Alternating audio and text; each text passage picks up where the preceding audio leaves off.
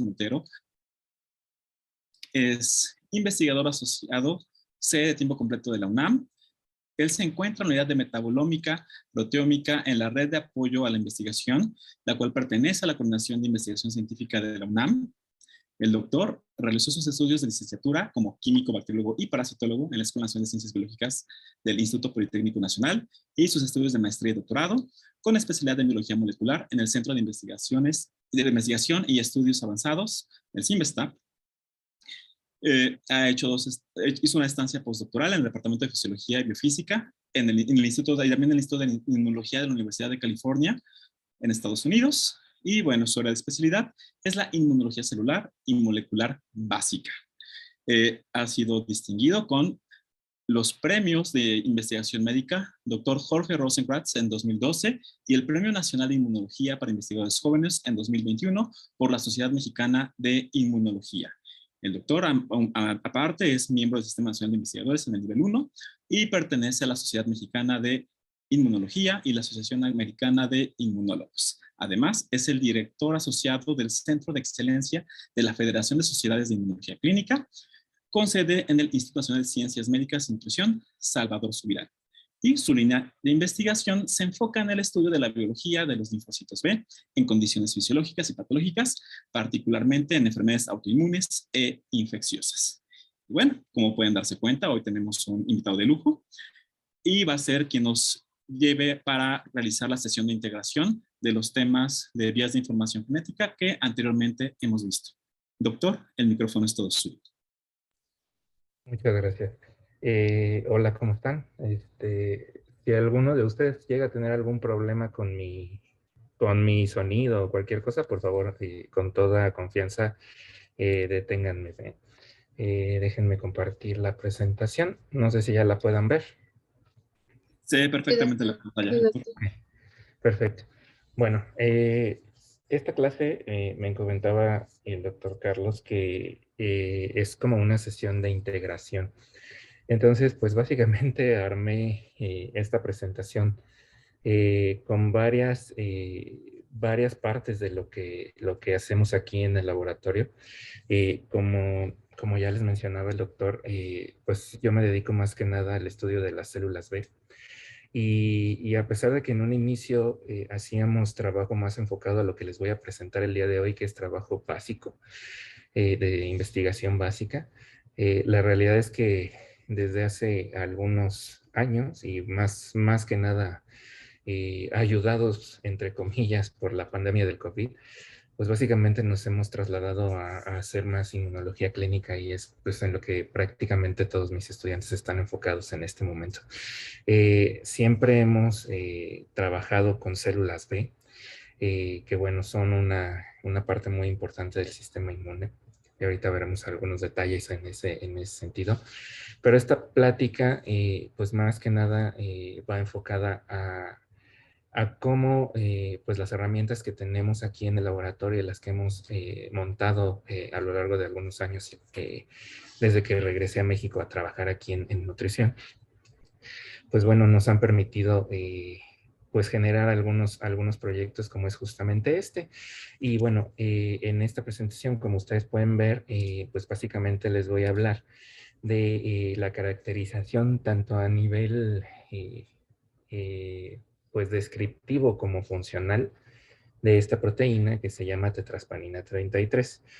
En esta plática en particular, digo, a lo mejor pues los decepcionaré un poco en el sentido de que prácticamente no tocaré grandes pues puntos relacionados con pacientes o con alguna enfermedad en particular, pero lo importante de esta proteína es justamente, valga la redundancia, la justificación de por qué iniciamos el estudio de la misma. Y es que es una molécula que en un inicio nos pareció relevante para el desarrollo de algunos tipos de cáncer, básicamente de linfoma, es en los sistemas en los que lo hemos tratado de asociar. Y bueno, por ahí les enseñaré algunas cosas en ese sentido. Pero bueno, más que nada son elementos asociados a lo que ustedes revisaron, supongo, en esta clase, que tienen que ver con biología molecular o elementos de ese tipo. Entonces, pues bueno, como les mencionaba, yo trabajo en esta unidad que se llama Red de Apoyo a la Investigación, que está ubicada físicamente en el Instituto Nacional de Ciencias Médicas y Nutrición. Y gracias a eso es pues una de las principales razones por las cuales en la actualidad pues nos hemos enfocado más a estudios con humanos, con pacientes, y a la clínica de estos pacientes, asociándolo a funciones relacionadas de los linfocitos B. Pero bueno, en realidad yo también soy parte de la UNAM y estamos contratados aquí como investigadores. Nuestro sueldo sale de la UNAM. Entonces, estamos metidos aquí en nutrición, pero somos parte de la universidad. En eso, pues estamos igual que ustedes. Y de hecho, yo tengo algunos alumnos que salieron justamente de su programa y que, bueno, ahorita están haciendo posgrado justamente aquí con nosotros. Bueno, como les mencionaba, lo que les voy a platicar tiene que ver con este tipo de proteínas que se llaman tetraspaninas. Y de la que les voy a hablar yo es la tetraspanina número 33, que de hecho fue la última que se describió, por eso tiene ese número. Hay de la tetraspanina 1 hasta la tetraspanina 33, y todas ellas son proteínas que se encuentran ancladas a la membrana plasmática de diferentes tipos de células. Las podemos encontrar en muchos tipos celulares, pero todas ellas son bastante similares entre sí, son proteínas muy conservadas, todas las de la familia. Todas ellas están insertadas en la membrana, como les mencionaba, gracias a estos 4 dominios transmembranales que están en color azul. Y poseen diferentes elementos extracelulares, que son estas asas larga y corta, por eso son short y long loops. Y bueno, los dominios intracelulares, que son el dominio amino y carboxilo terminal, y alguna asa más pequeña que está por ahí. Estas proteínas, al estar asociadas a la membrana plasmática, pues una de las funciones principales que tienen es la de organizar este elemento. ¿Y cómo organizan a la membrana? Pues porque tienen capacidad de asociarse a diferentes proteínas de diferente naturaleza. En este caso, pues en este esquemita lo único que se muestra es como este tipo de proteínas, las tetraspaninas, que se llaman así precisamente porque tienen esos 4 dominios transmembranales, se asocian lateralmente con otras proteínas a través de diferentes tipos de interacciones. Aquí puede ser, por ejemplo, la proteína naranja, una proteína de adhesión, pero también pueden asociarse a otro tipo de moléculas tales como receptores o algunas enzimas asociadas a la membrana. En muchos casos, muchas proteasas han sido descritas como moléculas asociadas a estas tetraspaninas en diferentes células. Y por el lado, digamos, interno de la membrana, en la cara interna de la membrana, del lado citoplásmico de las células, estas proteínas tienen capacidad de asociarse también a algunas moléculas que son capaces de mediar señalización intracelular. Entonces, en general, pueden cumplir con diferentes tipos de funciones, pero todas ellas están asociadas a estos elementos de señalización de forma indirecta al unirse a este tipo de proteínas, proteínas de adhesión, receptores, enzimas o moléculas implicadas directamente en la transducción de señales. Lo interesante es que estas moléculas pueden formar estos agregados bastante compactos de algunas otras o algunas otras proteínas asociadas a las tetraspaninas, generando este tipo de respuestas focalizadas, es decir, en ciertos puntos de la membrana se van a formar estos clústeres o estos agregados enriquecidos en tetraspaninas y sus moléculas asociadas. De esta forma es que se genera lo que se conoce en la literatura como la red de tetraspaninas en la membrana plasmática principalmente, aunque también en otras membranas se puede apreciar este tipo de agregaciones, en donde, por ejemplo, en este esquema todo lo que tiene una T son diferentes tipos de tetraspaninas y todo lo que está en otra figurita, en cuadrados o estrellas, son moléculas asociadas a esos cúmulos de tetraspaninas. Imagínense que esto está sobre la membrana de una célula. Entonces, como el nombre lo indica, pues forman redes y esas agrupaciones tan grandes de la red de tetraspaninas generan lo que conocemos como dominios de membrana. que son secciones bien definidas dentro de la membrana plasmática que pueden cumplir con diferentes funciones. Hagan de cuenta que este agregado puede funcionar como plataforma para que se inserten cierto tipo de receptores o cierto tipo de moléculas que estén implicados en alguna función celular. Si aquí metemos moléculas que están implicadas en adhesión, pues la célula va a poder pegarse a alguna superficie o tener contacto con otra célula a través de estas regiones en particular. Pero la función, insisto, depende de las proteínas que estén asociadas a las tetraspaninas. Por eso a estas moléculas se les conoce clásicamente como chaperonas. Funcionan como chaperonas moleculares porque permiten acompañar y estabilizar, incluso en muchos casos, la función de otras proteínas que se asocian a ellas. La molécula del interés principal del laboratorio de esta familia, como les mencionaba, es la tetraspanina 33 o TESPAN 33, como se abrevian sistemáticamente esta familia de moléculas. Esta, insisto, fue la última de las tetraspaninas que se han descubierto. Hasta el momento no se ha descubierto ninguna otra más. Por eso esta recibió el nombre o el mote de 33 y fue aislada originalmente o fue identificada originalmente en células precursoras de eritrocitos, en estas células que conocemos como eritroblastos en ratones. El gen que codifica para la tetraspanina 33 se encuentra tanto en humano como en ratón en el cromosoma 7 y pues esta molécula en particular forma parte de un subgrupo de las tetraspaninas que se conoce como C8 y este subgrupo es relevante fisiológicamente porque se ha descrito que tiene una asociación con esta proteasa que se conoce como ADAM10. ADAM10 es una proteína que se ha implicado en ciertas enfermedades en humano, como aquellas que tienen que ver con la acumulación de ciertas proteínas, por ejemplo, en sistema nervioso central.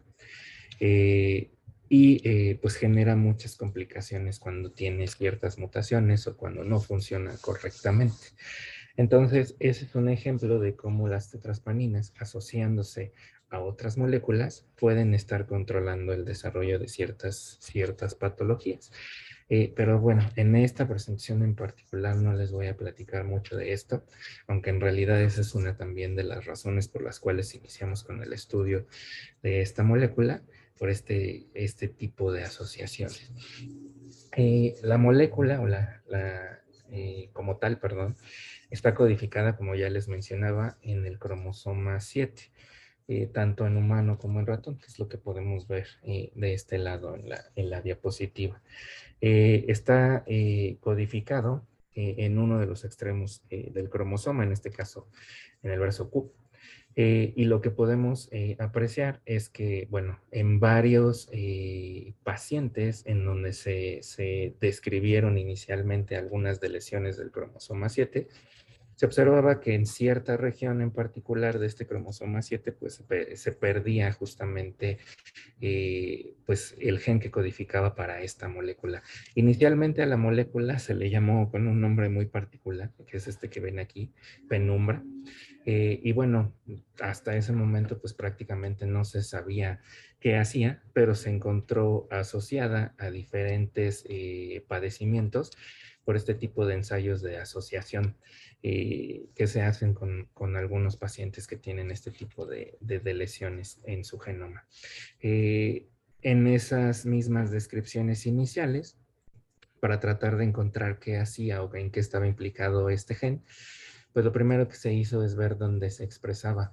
Y lo que les muestro aquí es justamente ese tipo de ensayos en donde pues únicamente se hace una PCR, una reacción de PCR en diferentes líneas celulares.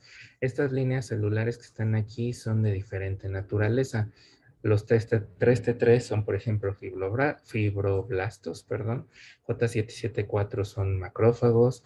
Esta línea de aquí, FLDS19, son proeritroblastos, que son justamente precursores de eritrocitos. Las BAF3 son células precursoras de células B. Y las demás no recuerdo exactamente, pero en realidad son todas células derivadas de ratón. Son todas células, líneas celulares de ratón. Como podemos ver, pues prácticamente no vemos expresión no vemos al gen expresándose, es una RT-PCR, en prácticamente ninguno de los linajes celulares que están mostrados aquí, con excepción de este, que son justamente los proeritoblastos. Como les mencionaba hace un rato, en este linaje celular, en los eritrocitos, es donde se identificó primeramente la molécula y justamente eso parte de, de estos experimentos que vemos aquí. Haciendo un análisis que, bueno, lo que se busca es comparar qué tan similar son las secuencias de la proteína entre humano y ratón, es decir, buscar la homología entre las dos proteínas, pues ustedes pueden apreciar en este inciso C de esta diapositiva como pues prácticamente la molécula es muy similar, salvo en algunos aminoácidos que son los que están marcados en el renglón que muestra la secuencia de humano. Todos los demás aminoácidos en la secuencia son prácticamente idénticos, salvo estos y algunas eliminaciones como estos que están aquí. Aquí en el humano no tenemos a estos aminoácidos, lo cual pues inicialmente nos hizo pensar que seguramente la molécula se comportaba prácticamente igual tanto en humano como en ratón. Un poquito más adelante vamos a ver que eso, pues desafortunadamente para mí y para mi grupo de trabajo, pues no fue tan cierto al final. Pero, pues bueno, también nos dio la gran ventaja de poder analizar a esta molécula en células de humano más allá de células de ratón. Denme un segundo nada más para ajustar mi ventana porque no los veo. Listo. Ok. Lo que les muestro de este lado es justamente el que quieras. La expresión de este gen a nivel de RNA mensajero en diferentes órganos y tejidos.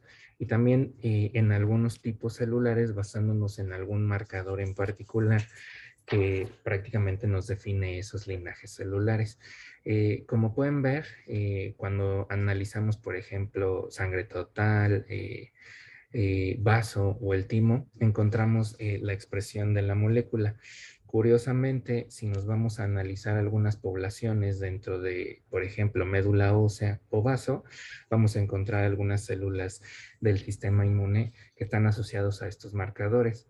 GR1 es un marcador de granulocitos TER119 de los precursores de eritrocitos, CD3 de linfocitos T, B220 de linfocitos B, CD11C de células dendríticas y NK, pues obviamente de células NK.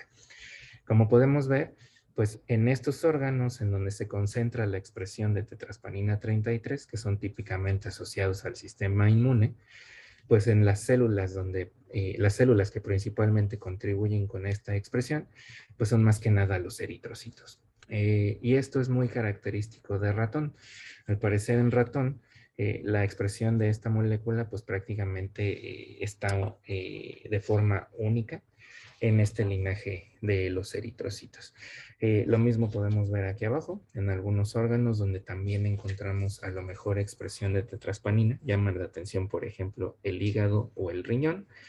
Y esto también es algo que diverge mucho de lo que encontramos nosotros en humanos. Estos son, insisto, los experimentos iniciales en donde únicamente se describe pues dónde está y cómo se está expresando esta molécula. Sin embargo, pues en estos experimentos iniciales, pues una de las cosas que más le interesaban a la gente que trabajaba con esta molécula, así como en general a todos los que trabajamos con ella, pues era describir la función. Todo lo que les mostré en la diapositiva anterior, pues son únicamente resultados descriptivos. Dónde está, cómo se expresa, en qué niveles, si es mucho o poco, y nada más. Para llegar a encontrar cuál podría ser la función probable, tal vez en un punto inicial de esta molécula, pues se tienen que generar diferentes modelos para el estudio de la proteína a nivel funcional. Cuando hablo de nivel funcional, pues es justamente cuál sería la función probable de esta molécula. Y uno de los elementos más básicos que se pueden desarrollar, uno de los modelos más prácticos que se pueden generar para el estudio de una molécula, para el estudio de una proteína, por ejemplo, en particular, pues es el de los ratones deficientes en esta molécula, como se les conoce comúnmente, ratones knockout, ¿sí? Son ratones en los cuales, pues por modificaciones genéticas, pues se elimina la expresión de la molécula de nuestro interés, en este caso de tetraspanina 33. Y ese mismo grupo que describió esos hallazgos iniciales respecto a esta molécula, pues fueron quienes desarrollaron al primer ratón deficiente en tetraspanina 33. De esto no sé si estén muy familiarizados. ¿Saben cómo se generan estos ratones knockout? ¿Alguna vez han escuchado al respecto? ¿Alguno de ustedes? Es por el silenciamiento de cierto tipo de genes, ¿no? Específicos que expresan ciertas características de estos tipos de ratones para un objetivo general de la investigación. Sí, en general, bueno, mencionaste una palabra que de hecho vamos a usar más adelante, que es el silenciamiento de la expresión de un gen en particular. Si bien es cierto que ese es un método que se puede utilizar para algunos experimentos, en este caso eliminamos totalmente la expresión de un gen porque en muchas ocasiones lo que se hace con estos animales, al menos lo que se hacía de forma genérica hasta hace algunos años, era prácticamente borrar a un gen en particular, ya sea por completo o una parte del gen para evitar que se dé la transcripción y la traducción de ese gen en particular en el animal completo. Ahora existen diversas metodologías para generar este tipo de animales con diferentes variaciones y a través de diferentes metodologías, pero pues básicamente todas terminan en lo mismo, en un animal. Usualmente son ratones porque es lo que más se utiliza, aunque también se pueden generar modelos deficientes o modelos knockout con otro tipo de animales. Lo que más se utiliza en el laboratorio pues son los ratones, pero también he visto modelos knockout, por ejemplo, de pez cebra, que también es un animalito muy sencillo de manejar, o modelos de mosca, de esta mosca de la fruta, la drosófila, en donde también se pueden bloquear algunos genes. El problema con esos modelos, a pesar de que sean mucho más simples que un ratón, es que en muchas ocasiones sus genes no son necesariamente homólogos a los de nosotros. El ratón tiene demasiada homología con nosotros, no tanto como nos gustaría, pero muchos de los genes que podemos estudiar en ellos los tenemos nosotros. Por eso son un buen modelo y tal vez el más utilizado. ¿Cómo se generan estos ratones deficientes? En realidad no es tan complicado el procedimiento y más o menos se los voy a explicar aquí. Eh, Tenemos que partir de estos elementos, que en este caso, perdón, son blastocistos o mórulas en algunas ocasiones, pero principalmente se utilizan blastocistos de ratón. Obviamente se extraen de hembras, estas de hembras fecundadas en este caso. Estos elementos, estos cúmulos celulares, y se disgregan. Literalmente ustedes saben que esto es solamente un cúmulo de células que se puede disgregar fácilmente y con esto se hace un cultivo. Estas células de los blastocistos contienen a las llamadas células madre embrionarias, que ustedes saben son justamente células que pueden dar origen a cualquier tipo de órgano y tejido, ¿sí? Prácticamente son las que van a formar pues al nuevo ratón, prácticamente. Entonces, si se disgrega a esta estructura y se obtienen a estas células individuales se pueden manipular. De hecho, lo que se hace es modificarlas genéticamente. En este caso, lo que se hace es eliminar a un gen de estas células y luego estas células en cultivo son transferidas a otro blastocisto. Se microinyectan en la mayoría de las ocasiones para que puedan penetrar estas células al interior del blastocisto de otra o incluso de otra ratona. Y lo que vamos a tener al final, si nosotros inyectamos a estos blastocistos en una hembra, en una ratona, y progresa el desarrollo de ese embrión, lo que vamos a tener es un animal que va a ser una mezcla de las células que nosotros inyectamos con las células del blastocisto que funcionó como receptor. A estos animales se les llama quimeras porque son justamente originados a partir de dos grupos de células diferentes, las originales, las que debería tener el ratón, y aquellas que se introdujeron artificialmente. Estos procedimientos, de hecho, ya están muy bien estandarizados, son difíciles, esto no es algo sencillo, por eso incluso hay compañías que se dedican a generar estos animales. Y lo que se hace es, esto es una pipeta, con una pipeta se agarra al blastocisto, como pueden ver por aquí, y se microinyecta, ¿sí? Se hace una microinyección de las células del blastocisto que fue modificado genéticamente para generar a estas quimeras. Lo que se hace es algo que les explicaré más adelante, pero básicamente lo que se inyecta o cómo se modifica a esas células que están acá en color rojo es meterles algún vector, algún plásmido. ¿Saben qué es un plásmido? Sí han oído ese término, ¿verdad? Mm, ¿Perdón? Sí, veo que es un gen que se inserta y por lo general el plásmido suele ser parte de una bacteria.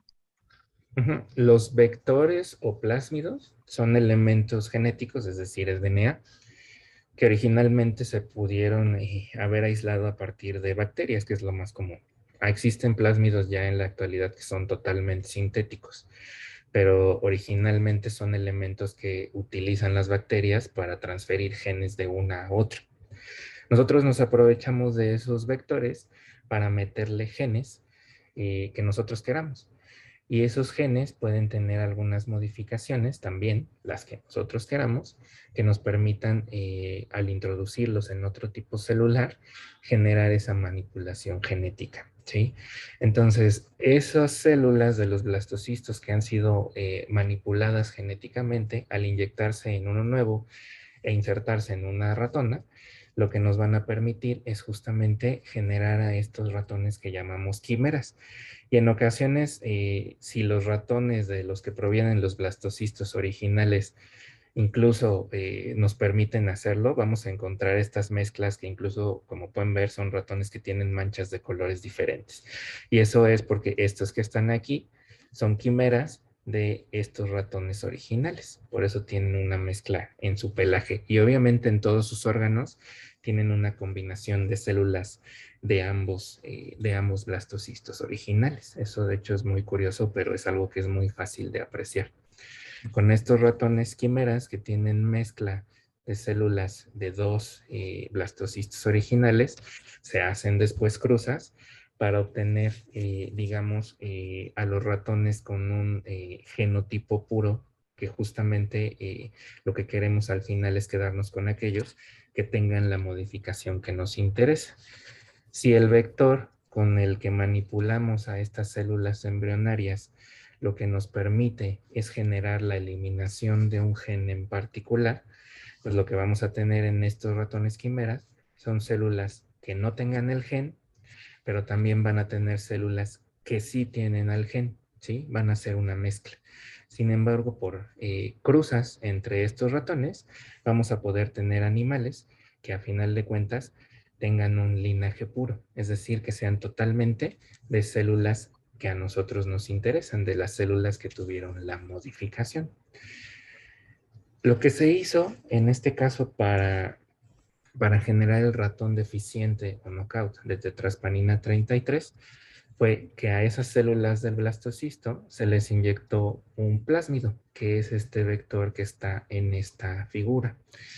Ese plásmido lo que tiene es una secuencia, dos secuencias de hecho, son estas que están aquí que dicen 5', brazo 5' y brazo 3'.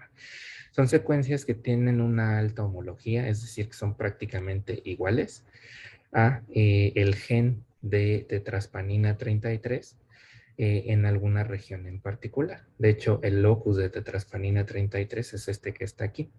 Las regiones de homología con el gen, de hecho, flanquean una región que está entre los exones 2 y 5, que es lo que está aquí arriba, ¿sí? Esto, cuando nosotros lo inyectamos en estas células, por homología, es decir, por similitud en la secuencia de bases del DNA, va a poder recombinar. esta recombinación se llama recombinación homóloga y es algo que ocurre gracias a las propias enzimas de nuestras células, ¿sí? Si nosotros metemos el vector, ocurre recombinación y lo que va a pasar es que este pedazo del vector se intercambia por este pedazo de nuestro genoma, en este caso el genoma de los ratones, obviamente, ¿sí? Al tener esta inserción, el genoma del ratón en el alelo de tetrasparina 33, pues vamos a poder apreciar que se mete un gen que originalmente no tenía ese ratón en particular. Y esto, al final de cuentas, es lo que constituye a estos ratones quimera, a estos ratones que tienen una mezcla de células. Después de varias cruzas entre esos ratones, podemos obtener ratones en que todas sus células tengan esta inserción.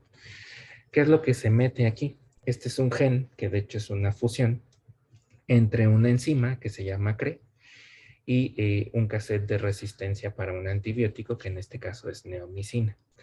Con este cassette de resistencia, lo que podemos generar cuando hacemos la manipulación de estas células del blastocisto es que solamente sobrevivan aquellas células que tienen inyectado o que incorporaron, perdón, a ese gen dentro de su genoma. Solamente sobreviven esas células cuando las ponemos en contacto con neomicina. Mientras que el otro pedazo de este cassette codifica para una enzima, como les mencionaba. Es una recombinasa que se llama CRE. El sistema para estos ratones es un poquito más complejo. Una vez que este gen se insertó aquí, nosotros lo podemos quitar a voluntad cuando nosotros queramos. Porque a cada lado de este cassette existen unas regiones que se llaman LOXP. No me voy a meter en tanto detalle, pero ese es un sistema que se utiliza para eliminar de forma selectiva alguna región del genoma en donde estén insertados este tipo de cassettes. Esta recombinasa CRE, cuando se expresa, se va a unir a estas regiones y las va a cortar. En algunas ocasiones, ese corte, pues lo que va a hacer es interrumpir totalmente la expresión de un gen, porque literalmente se saca ese pedazo y al eliminar ese pedazo, pues lo que tenemos es la pérdida de información genética. Si comparan ustedes el locus original de tetrasparina 33 con esto que nos quedó después, pueden apreciar que se redujo bastante de tamaño y es porque se eliminó toda esta región. Esa es la forma en la que se generan los ratones, en este caso, para tetrasparina 33. Se eliminó una región que incluye los exones 2, 3 e incluso una parte del 4. Si se eliminan esos exones del gen de tetrasparina 33, cuando se quiera transcribir y traducir ese gen, pues generalmente lo que va a ocurrir es que no se produce una proteína completa o incluso se produce una proteína trunca que va a terminar degradando la propia célula porque no es una proteína normal. De esta forma se generaron a estos animalitos que después fueron tipificados, es la palabra que utilizamos para decir cómo probamos si uno de estos animales es deficiente o no en un gen. Y eso se hace mediante ensayos de PCR.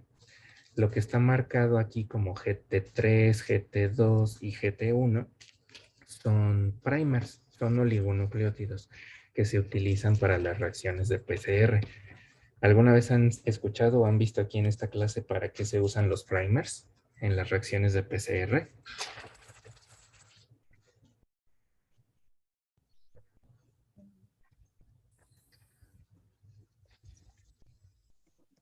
Es ¿Alguien para sabe? que se comience a sintetizar la cadena del Exactamente. DNA. Por eso se llaman primers. Estos primers tienen homología, o sea, son idénticos o muy similares a ciertas regiones que son las que pretendemos amplificar. Entonces funcionan como agarraderas, por así decirlo, para que se pegue ahí la enzima que se encarga de copiar, ¿sí? Las enzimas polimerasas se van a unir a estas regiones que van a formar los primers una vez que se pegan a las regiones con las que tienen homología y van a iniciar la reacción de polimerización. Si nosotros ponemos todos los elementos necesarios para ello. Pues lo que se muestra aquí abajo es justamente el resultado de esas reacciones de PCR con estos primers. Si se fijan, lo que les marca aquí abajo es el alelo wild type. ¿Qué quiere decir eso? Que si se usan los primers 1 y 2, que son el que está aquí abajo y el que está aquí, perdón, vamos a poder amplificar una región, cierto número de nucleótidos que queda entre estos dos primers. Y esa región solamente la vamos a poder amplificar en el locus completo. Por eso esto se llama locus wild type, porque es el locus original, como deberían estar todos los ratones, si son normales. Sin embargo, si amplificamos con los primers 3 y el 1, vamos a amplificar una región diferente.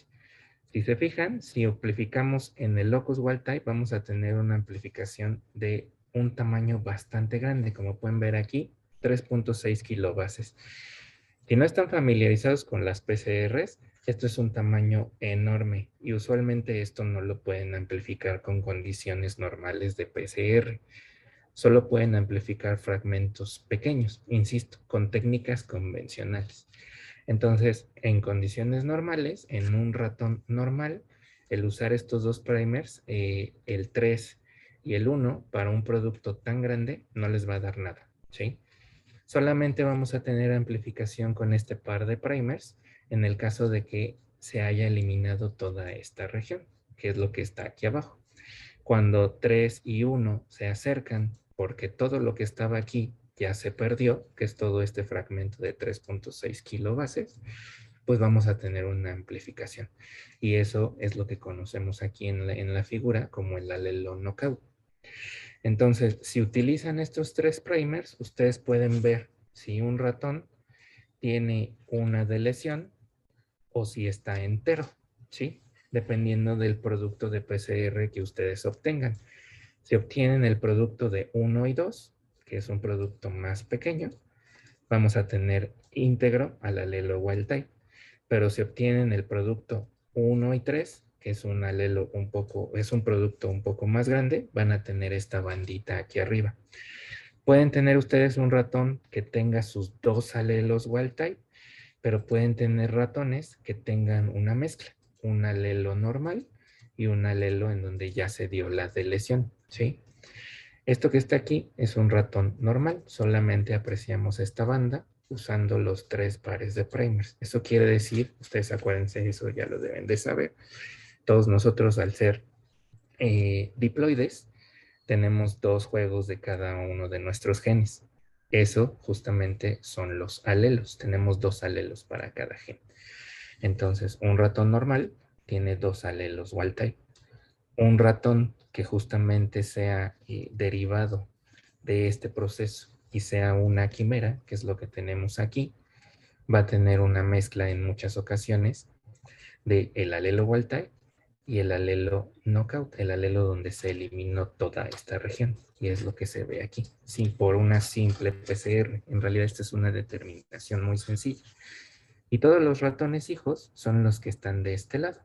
Como pueden ver, hay algunos ratones que siguen siendo wild type, que siguen siendo normales, que expresan a la tetraspanina 33, pero hay otros que llaman más la atención porque únicamente tienen a la banda pequeñita, que es la que está aquí arriba, la banda knockout, ¿sí? Estos ratones que solamente tienen esta banda o que solamente muestran esta banda después de la PCR, son aquellos que justamente ya no tienen en ninguno de sus alelos a esta región que queríamos eliminar. Y esos ratones ya los podemos llamar knockout. Esto, cuando trabajamos con los animales y estamos buscando si son knockout o no, se le llama screening. Después de hacer ese screening genético mediante PCR, lo que hacemos en el laboratorio es confirmar si efectivamente estos animales son deficientes en la molécula. Todo esto es a nivel genético. Lo que buscamos es si expresan, o más bien, si tienen o no presente al gen. Y esto es a nivel de DNA. Pero esta parte, en muchas ocasiones, pues no es suficiente para poder decir que un animal no expresa una proteína. A partir de este gen se va a expresar una proteína. Y si el gen está alterado, usualmente no lo va a hacer. Sin embargo, tenemos que confirmar que efectivamente el ratón ya no está expresando la proteína. Y para eso, pues lo que se hace es medirla, básicamente.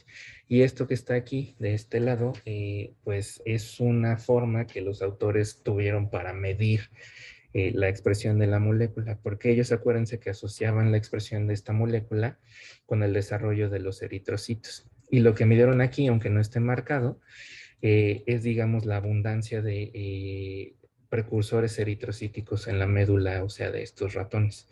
Y lo que pueden apreciar es que en los ratones que les dieron knockout para esta molécula, la penumbra, que es la tetraspanina 33, pues hay menor número de precursores eritrocíticos. Entonces, justamente decían que efectivamente estaban eliminando la expresión de la molécula, utilizando como surrogado el número de precursores eritrocíticos en estos ratones.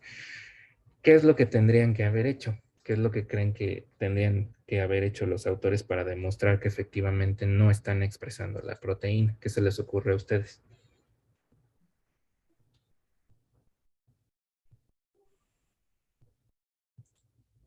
¿Cómo miden una proteína?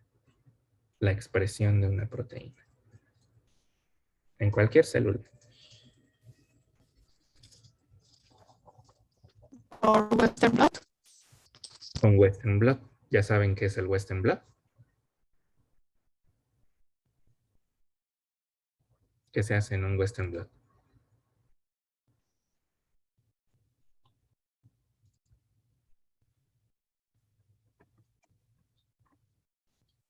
¿Nadie sabe? De forma muy sencilla, no se preocupen, no les voy a preguntar detalles.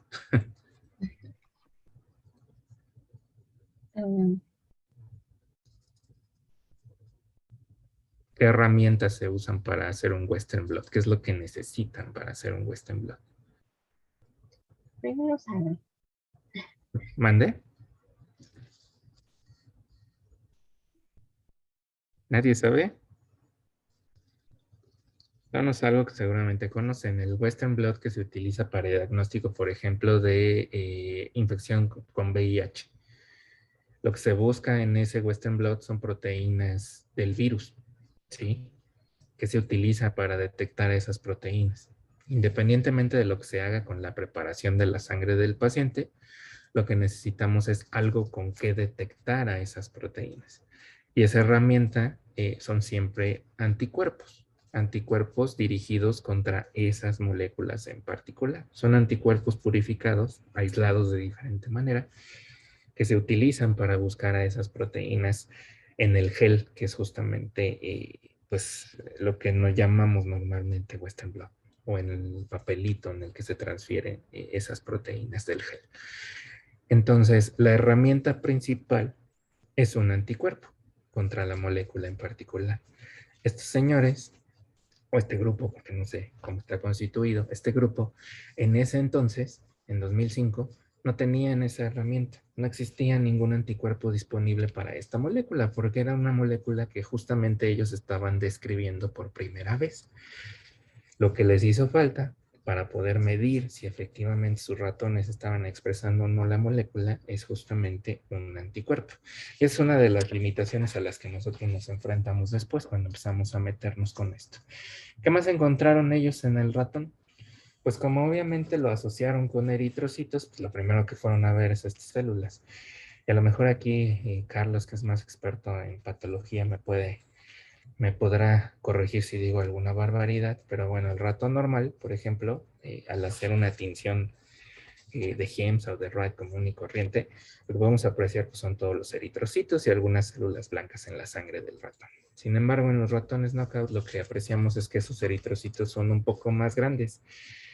Estos ratones se les reportó con macrocitosis de esos eritrocitos, son eritrocitos más grandes. Y en algunos casos esos eritrocitos también tenían una tendencia a pintarse más de morado, a esto se le llama basofilia, ¿sí? Esas son alteraciones que justamente se asociaron con la deficiencia de esta molécula. También en esos animales se describió que había alteraciones, por ejemplo, en el vaso, principalmente que tenían esta esplenomegalia, que era bastante consistente en todos los animales. Y en algunos casos también había tumoraciones en los riñones. Incluso al hacer cortes de esos riñones se apreciaba que el riñón en ocasiones también llegaba a tener acúmulos de células hematopoyéticas, es decir, se estaba dando hematopoiesis extramedular, que era algo que obviamente no debería de estar ocurriendo. Y bueno, al ver también la médula ósea de estos ratones, pues se apreciaban diferentes alteraciones con respecto al ratón normal. Interesantemente, al analizar por citometría de flujo cómo estaban las poblaciones celulares en la sangre, pues obviamente al comparar ratones normales con el ratón deficiente de tetraspanina 33, pues podían apreciar que en la sangre había muchos más precursores eritrocitarios que en condiciones normales. Esto es justamente la comparación entre el ratón normal y el ratón knockout. Y esta mancha que vemos aquí son todas aquellas células que expresan este marcador. Ya les comenté que es un marcador de eritroblastos, un precursor temprano de eritrocitos, ¿sí? Sin embargo, algo que a nosotros nos llamó la atención y por eso empezamos a estudiar a esta molécula es que también tenían alteraciones en otras poblaciones celulares. La que está aquí, que es una población que expresa este marcador que se llama CD19 e IgM de membrana, que es un anticuerpo de membrana, son linfocitos B. Y como pueden ver en condiciones normales, hay muchos linfocitos B en la sangre, mientras que en el ratón deficiente prácticamente no los tenemos. Esto es algo que los autores lo publicaron, pero básicamente no le hicieron más caso, ¿sí? Se dedicaron a estudiar a los eritrocitos. Entonces nosotros justamente empezamos a agarrarnos de ahí. Algo que empezamos a buscar era cómo era la expresión de la molécula comparada con otras tetraspaninas. Y lo que encontramos en algunos casos, de hecho aquí literalmente citamos una tesis que nos encontramos en internet, es esta figura en la cual se compara cómo se da la expresión en humano y en ratón de los 33 miembros de la familia. Como pueden ver, en la gran mayoría de los casos, los niveles de expresión que se midieron aquí por RT-PCR en tiempo real son prácticamente idénticos para casi todas las tetraspaninas, salvo algunas en donde sí hay bastante divergencia. Por ejemplo, la tetraspanina 5 o la tetraspanina 15 prácticamente solo las podemos ver en humano, mientras que en ratón están completamente ausentes, también la 4. La 5 y la 15. Algo muy parecido ocurre con tetraspanina 33. A pesar de que es ciertamente abundante en ratón, y esto al analizar únicamente plaquetas, esto se puede hacer con prácticamente cualquier órgano o tejido, lo importante es que la expresión más elevada la encontramos en humano, ¿sí?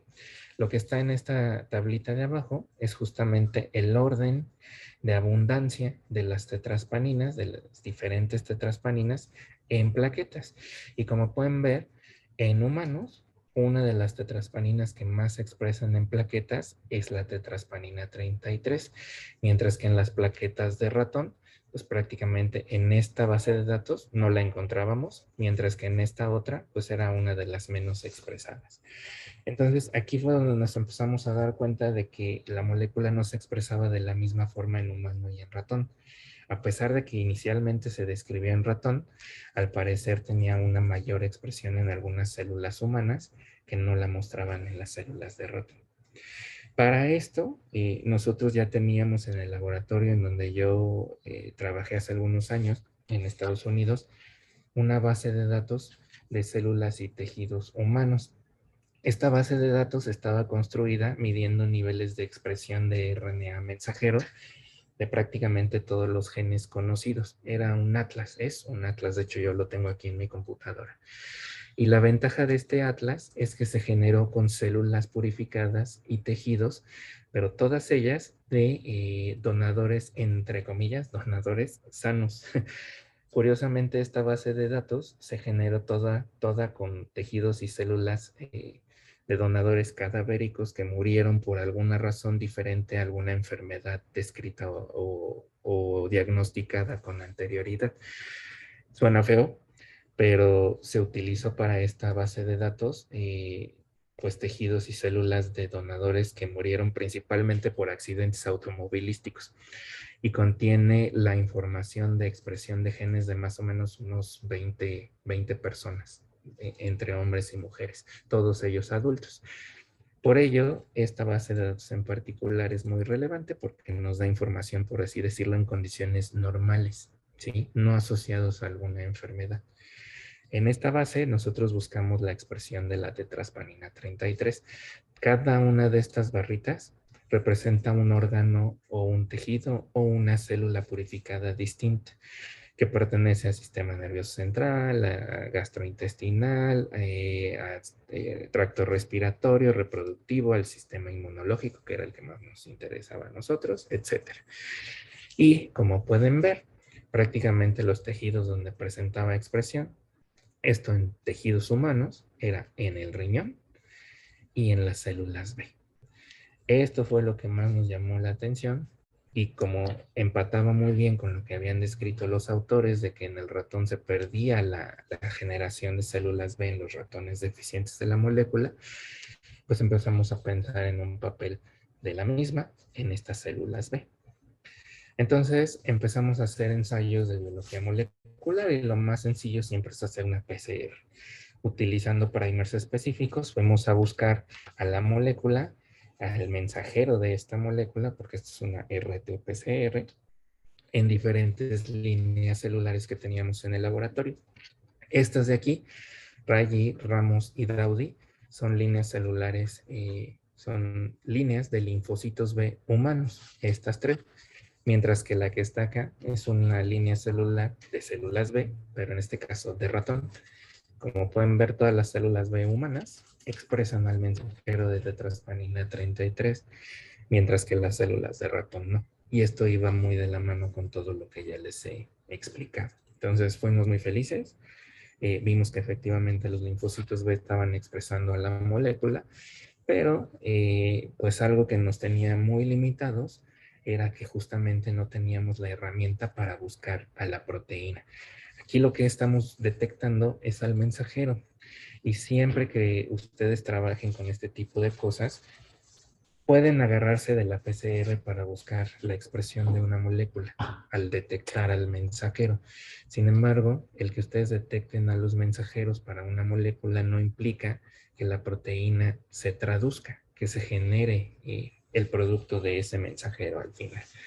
Hay ocasiones en las que no ocurre eso.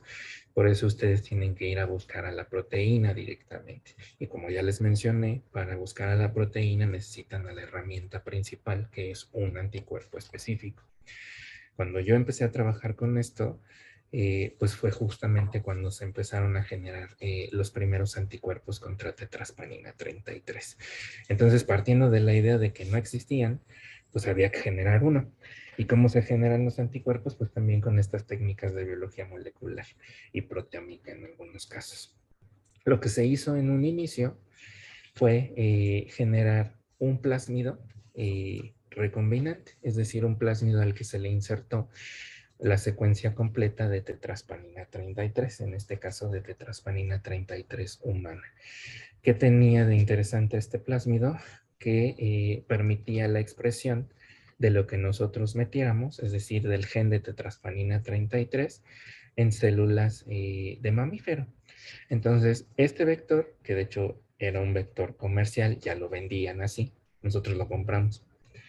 En ese entonces había mucho dinero en ese laboratorio, se compró el vector, que fue bastante caro. En ese entonces, ahora de hecho ya hasta se los donan en algunas páginas de Estados Unidos. Hay repositorios de estos plásmidos, con lo que ustedes quieran clonado. Pero este se compró. Y cuando lo compramos, pues lo que se hizo fue justamente introducirlo en algunas células de nuestro interés para que empezaran a producir la proteína.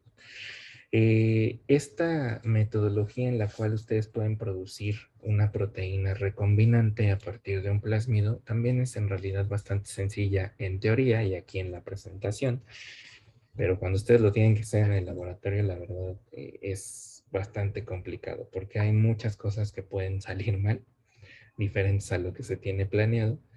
Y en muchas ocasiones hay muchos problemas durante la producción y la purificación también de este elemento.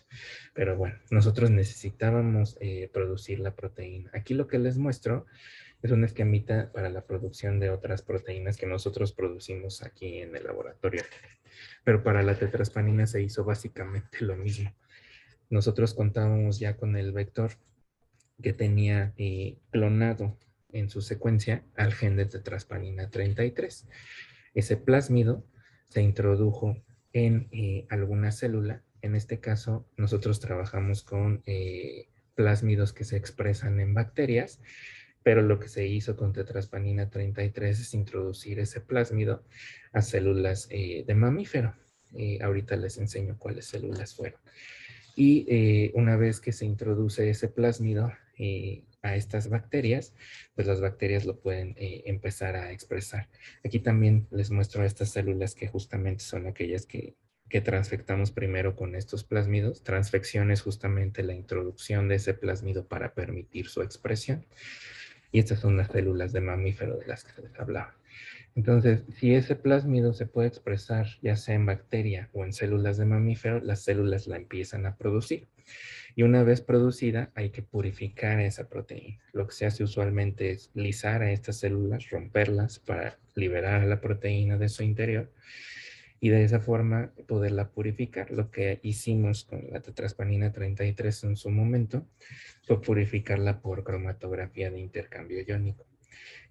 O por cromatografía de afinidad, que es otra técnica. En esas no me voy a meter mucho, pero básicamente lo que se hace es introducir el lisado celular dentro de estas columnas y ya sea por afinidad con alguna matriz o por afinidad con algún elemento que tiene esa proteína en particular, estas se pueden purificar o se pueden enriquecer en algunos casos y con eso basta. De esa forma, nosotros tenemos a nuestro elemento o proteína recombinante ya purificada. ¿Qué teníamos que hacer después? Ya teníamos a la proteína purificada, pero acuérdense que lo que queremos nosotros obtener es un anticuerpo contra esa proteína. Pues lo que se hizo es algo que han hecho los inmunólogos durante muchísimos años y fue inmunizar a algún animal. En este caso se inmunizaron tanto conejos como ratones. Prácticamente lo único que se hizo fue inyectarles esta proteína, la proteína purificada recombinante, mezclada con otras cosas, para que esos animales desarrollaran una respuesta inmune y generaran anticuerpos contra esa proteína que se les estaba inyectando. Esos anticuerpos que terminan siendo producidos por las células B, justamente, se van a encontrar en circulación y van a alcanzar títulos muy altos dentro del suero de estos animales inmunizados. Si nosotros sangramos a esos animales, separamos el suero y pues le hacemos varias preparaciones a ese suero, pero incluso lo podemos utilizar así como tal sin purificarlo.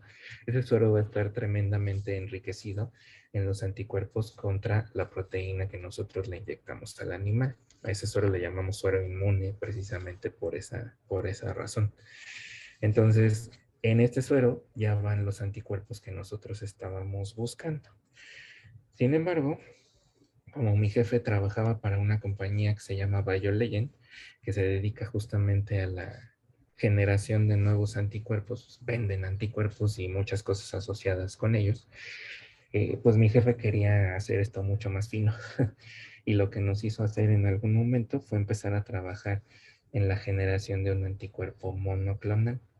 El que ustedes obtienen directamente al inmunizar animales y separar su suero es lo que llamamos un anticuerpo policlonal, porque es un anticuerpo que se generó a partir de diferentes células B que se diferenciaron para generar anticuerpos.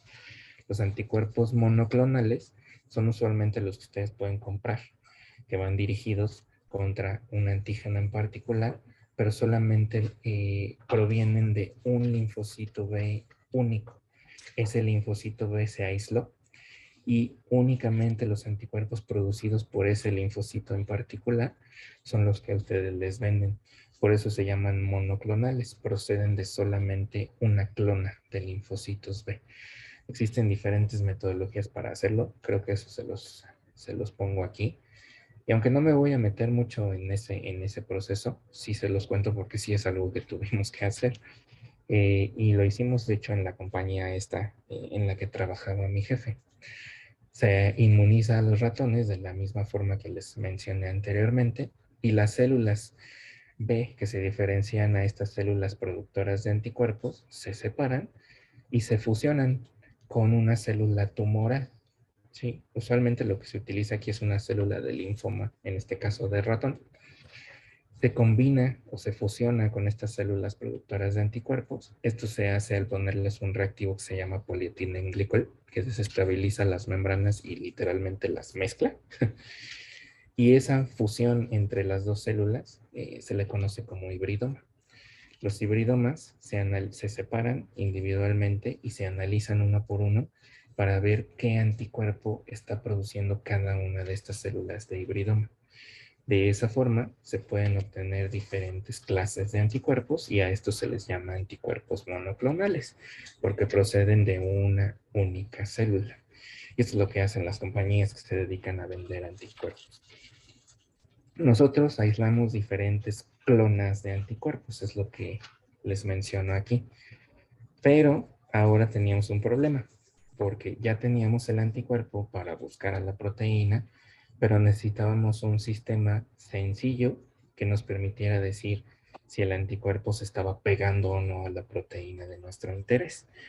Para ello pudimos haber utilizado cualquier célula que expresara la molécula, pero como había variaciones muy importantes en células primarias, es decir, estas células B que podíamos aislar de los ratones o células de tejido renal, pues no se estaban obteniendo resultados adecuados. Lo que tuvimos que hacer es generar un modelo artificial en donde tuviéramos una expresión muy alta de la molécula para poder probar nuestros anticuerpos. Y para ello nuevamente echamos mano de vectores de expresión, de plásmidos. En estos plásmidos se clonó a la tetraspanina 33, pero para poderla detectar sin necesidad de alguna otra cosa, le pegamos una etiqueta. Esa etiqueta que se les pegó a las moléculas de tetraspanina 33 fue esto. Esto que está aquí en color verde es el gen de la proteína verde fluorescente o GFP. Eso es algo que seguramente han escuchado por ahí alguna vez en su vida, pero bueno, si no, básicamente la función de esta proteína, es una proteína independiente, es funcionar como etiqueta. Ustedes la pueden fusionar con cualquier proteína de su interés mediante la recombinación y la expresión a través de uno de estos vectores o plásmidos. Entonces lo que se hizo con biología molecular, clonando, fue generar esta fusión. Generamos dos vectores diferentes. Este es el vector original que únicamente contiene la secuencia de la proteína verde fluorescente. Generamos dos versiones. Una donde pusimos primero la proteína verde y luego la tetraspanina, y otro donde pusimos primero la tetraspanina y luego la proteína verde. Es decir, marcamos a nuestra proteína tanto en el extremo amino como en el extremo carboxilo terminal. Lo hicimos así porque no sabíamos cuál de las dos versiones iba a funcionar. Afortunadamente funcionaron las dos y simplemente nos quedamos con una. Ahorita no me acuerdo cuál es, pero todo lo demás que les mostré solamente es con una de estas versiones. ¿Por qué se llama proteína verde fluorescente? Pues el nombre les dice absolutamente todo. Esta proteína es una proteína que en su forma natural se aisló originalmente a partir de una medusa que se llama Corea Victoria. Esa medusa, como muchas de las medusas que ustedes seguramente han visto por ahí, tiene ciertas células que tienen capacidad de florecer, usualmente bajo la luz azul. En el anillo, en donde se pegan los tentáculos de la medusa, en esta en particular, hay células que brillan de color verde fluorescente. Y es porque esas células contienen altas cantidades de esta proteína verde fluorescente. Hace algunos años, a un investigador japonés que trabaja en Estados Unidos, en San Diego particularmente, se apellida Cien, se le ocurrió clonar justamente el gen que codifica para esta proteína verde fluorescente. Y bueno, generó, por ejemplo, este tipo de plásmidos en donde se podía expresar de forma independiente a la proteína fluorescente en otras células, y de esa forma empezaron a generar diferentes modelos para hacer a las células fluorescentes. Esto obviamente en un inicio pues fue con miras a la investigación, por ejemplo, para marcar a otras proteínas y poderlas detectar bajo el microscopio de fluorescencia y ver qué hacían. Sin embargo, esto ya se ha extendido a cosas tan chistosas en la actualidad como si ustedes van a Petco, van a ver en las peceras, hay unos peces que se llaman glowfish. Esos peces que son, ya no solo son verdes, hay morados, hay azules, hay rosas, hay amarillos. Son peces que florecen bajo la luz azul y ustedes lo pueden ver ahí en esa tienda. Tienen lámparas de luz azul con esos peces y brillan muy bonito. Y es porque esos son peces transgénicos. Son peces a los que se les introdujo este tipo de plásmidos con la secuencia que codifica, no solo para la proteína verde, porque lo que hizo 100 desde hace muchos años fue generar mutaciones sobre la secuencia de esta proteína y ahora tiene versiones que no solo brillan en color verde, sino en rosa, en azul, en morado, en rojo, en amarillo, etcétera. Entonces, existen muchos tipos de proteínas fluorescentes de muchos colores que se pueden utilizar, por ejemplo, para estas metodologías. Nosotros lo que hicimos, una vez que teníamos nuestra fusión de tetraspanina 33 en este plásmido, fue introducir el plásmido por transfección. Lo que hacemos nosotros aquí en el laboratorio es electrocutar a nuestras células. Eso se llama electroporación. Las ponemos en una celita y las metemos en un aparato que no son más que 2 electrodos que pasan corriente eléctrica y pues literal electrocutan a las células. Y ese procedimiento lo que hace es desestabilizar su membrana plasmática para que estos plásmidos puedan penetrar. Como las células no se mueren, bueno, muchas sí se mueren, pero las que no se mueren y pueden incorporar el plásmido, empiezan a expresar a nuestra proteína de fusión. Estas son fotos de nuestras células justamente expresando a esa proteína de fusión, la tetraspanina pegada a la proteína verde. En condiciones normales las células se ven normales bajo el microscopio, pero cuando les hacemos incidir luz azul y apagamos la luz del cuarto, nosotros podemos ver la fluorescencia verde característica de la GFP. Entonces, estas células están expresando tetraspanina 33 de forma artificial. Las células que utilizamos, aquí me equivoqué, no es KEC, es HEC con H, HEC 293 o CO7. Las HEC 293 son células embrionarias de riñón humano y las células CO7, que de hecho son muy parecidas a estas, son células también de riñón, pero son células de mono. Son células que no tienen nada que ver necesariamente con las funciones de alguna proteína en particular, pero son de las que más fácilmente nos crecen en el laboratorio.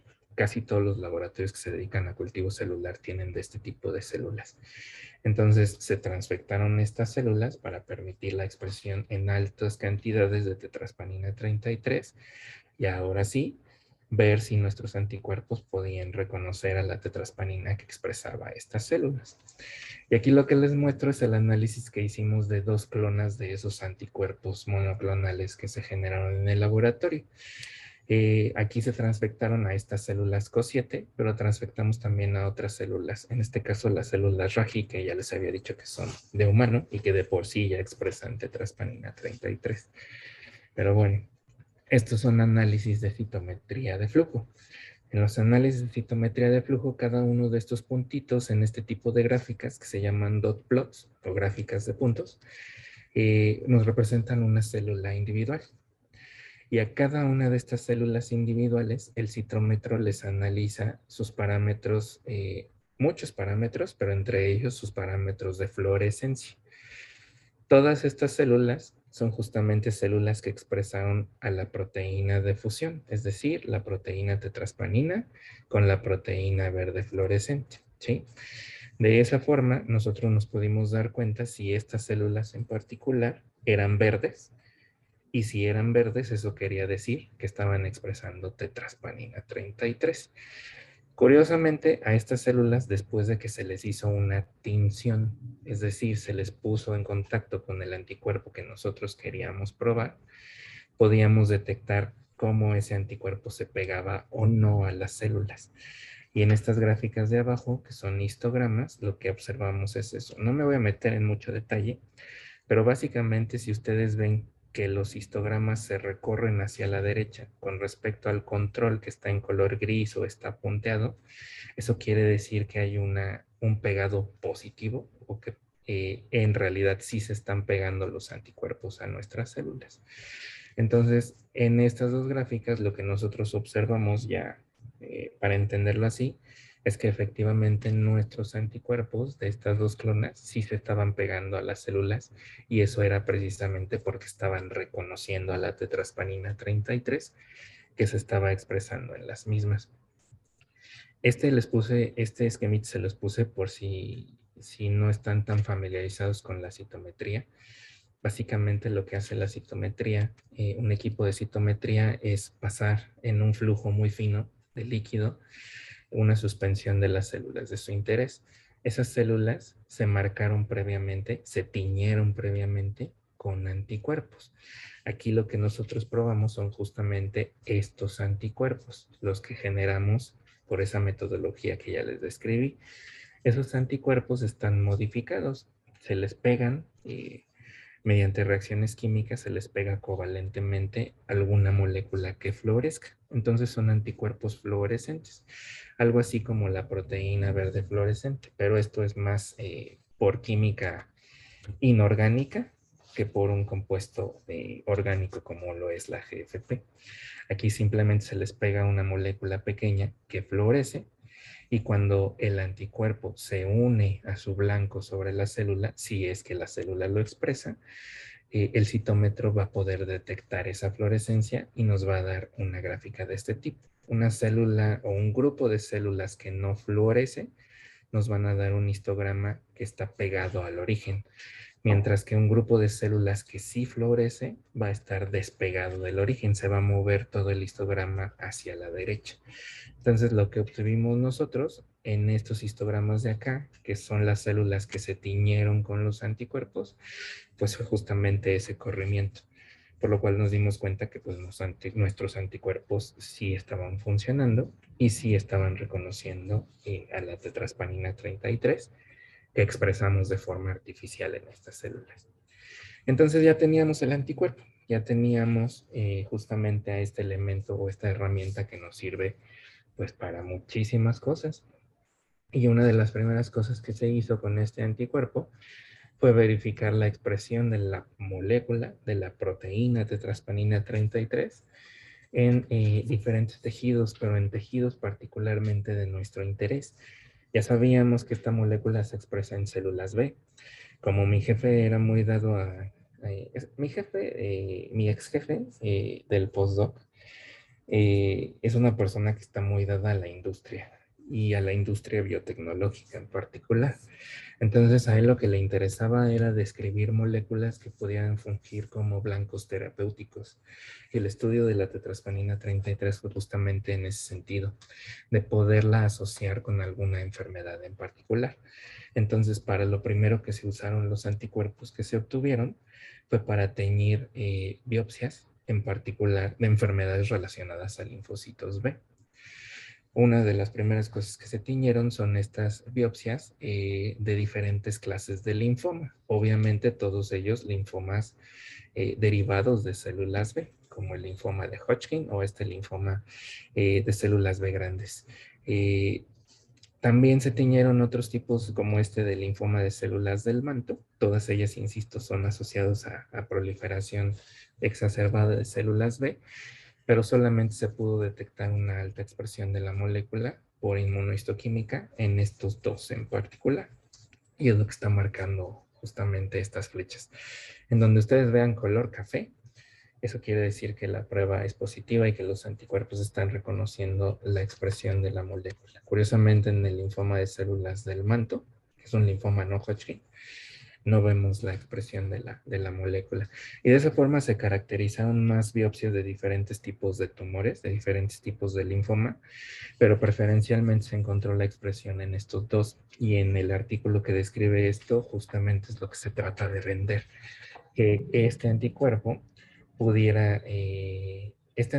dirigido contra esta molécula pudiera incluso ser utilizado en algún momento como un anticuerpo terapéutico para tratar estas entidades en particular. Pero bueno, eso se quedó volando por ahí porque no se pudieron hacer los ensayos de ese tipo. Sin embargo, pues empezamos a trabajar para tratar de buscar enfermedades asociadas con esta proteína. De hecho, también la encontramos, por ejemplo, en sangre muy elevada en muestras de sangre de pacientes con lupus, en donde pues usualmente hay una proliferación, una participación muy importante de las células B y de los anticuerpos producidos por células B. Entonces, ahí también encontramos una alta expresión de la molécula de nuestro interés. Con el anticuerpo, pues también de lo primero que hicimos fue ir a buscar la expresión de la proteína, ahora sí, no solamente el mensajero como les había mostrado, la expresión de la proteína por Western blot.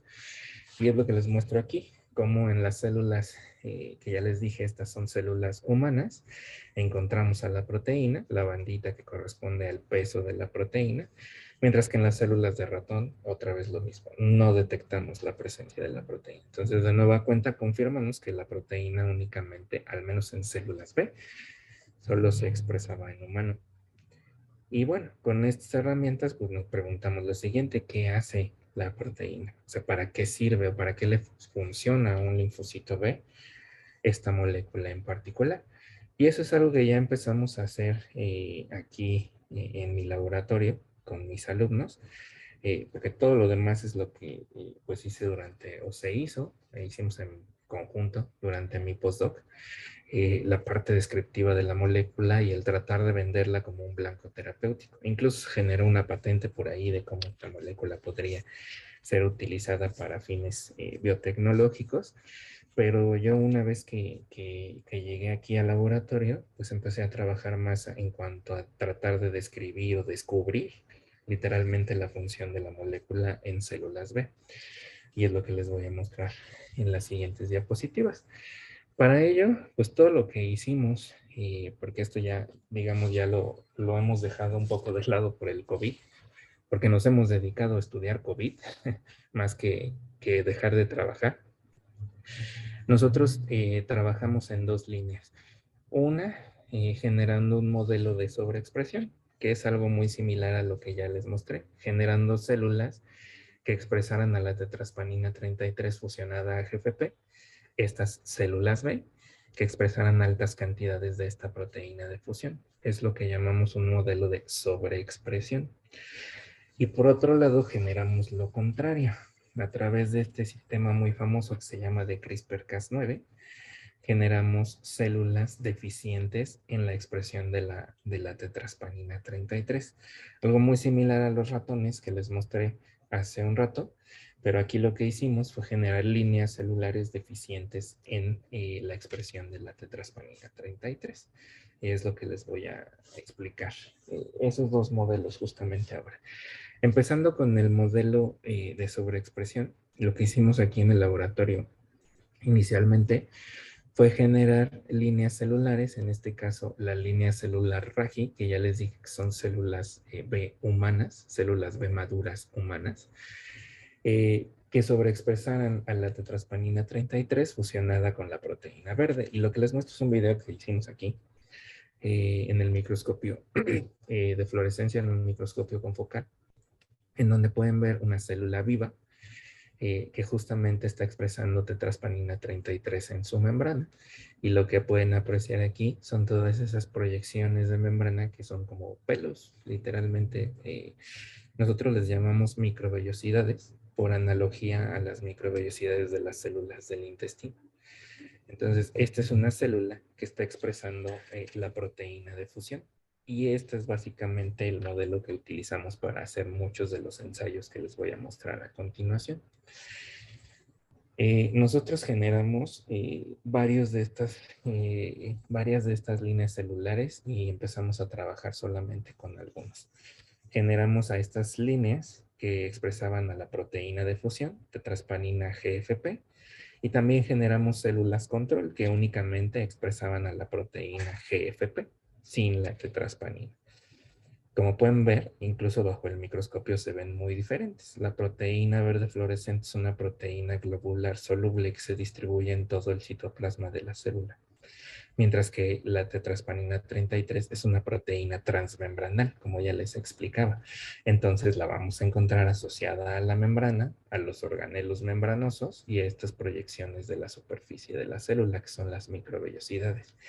Desde aquí, esto ya eran cosas que no se habían descrito en la literatura, por lo cual pues, nos llamaron mucho la atención. Este es justamente cómo se ve un esquema de la proteína fusionada a la GFP. La proteína normal está insertada en la membrana, como cualquier tetraspanina, y la proteína de fusión también, pero en uno de sus extremos posee la fusión con la proteína verde fluorescente, y por eso la podemos detectar. Para expresar esta fusión, nosotros generamos los plásmidos, que son los que ya les mostré anteriormente. Generamos diferentes plásmidos, que lo que les muestro aquí es la caracterización de esos plásmidos, como una vez que se generaron por técnicas de biología molecular, por clonación, como los caracterizamos al digerirlos con diferentes enzimas de restricción. Los recortamos con estas mezclas de enzimas de restricción y obtuvimos estos patrones de digestión que nos permitieron definir que todo estaba bien clonado, que todo estaba bien construido. De hecho, a estos plásmidos también se les llama construcciones, justamente porque nosotros necesitamos pegar todo y que todo quede en orden para que se pueda expresar correctamente la proteína de fusión.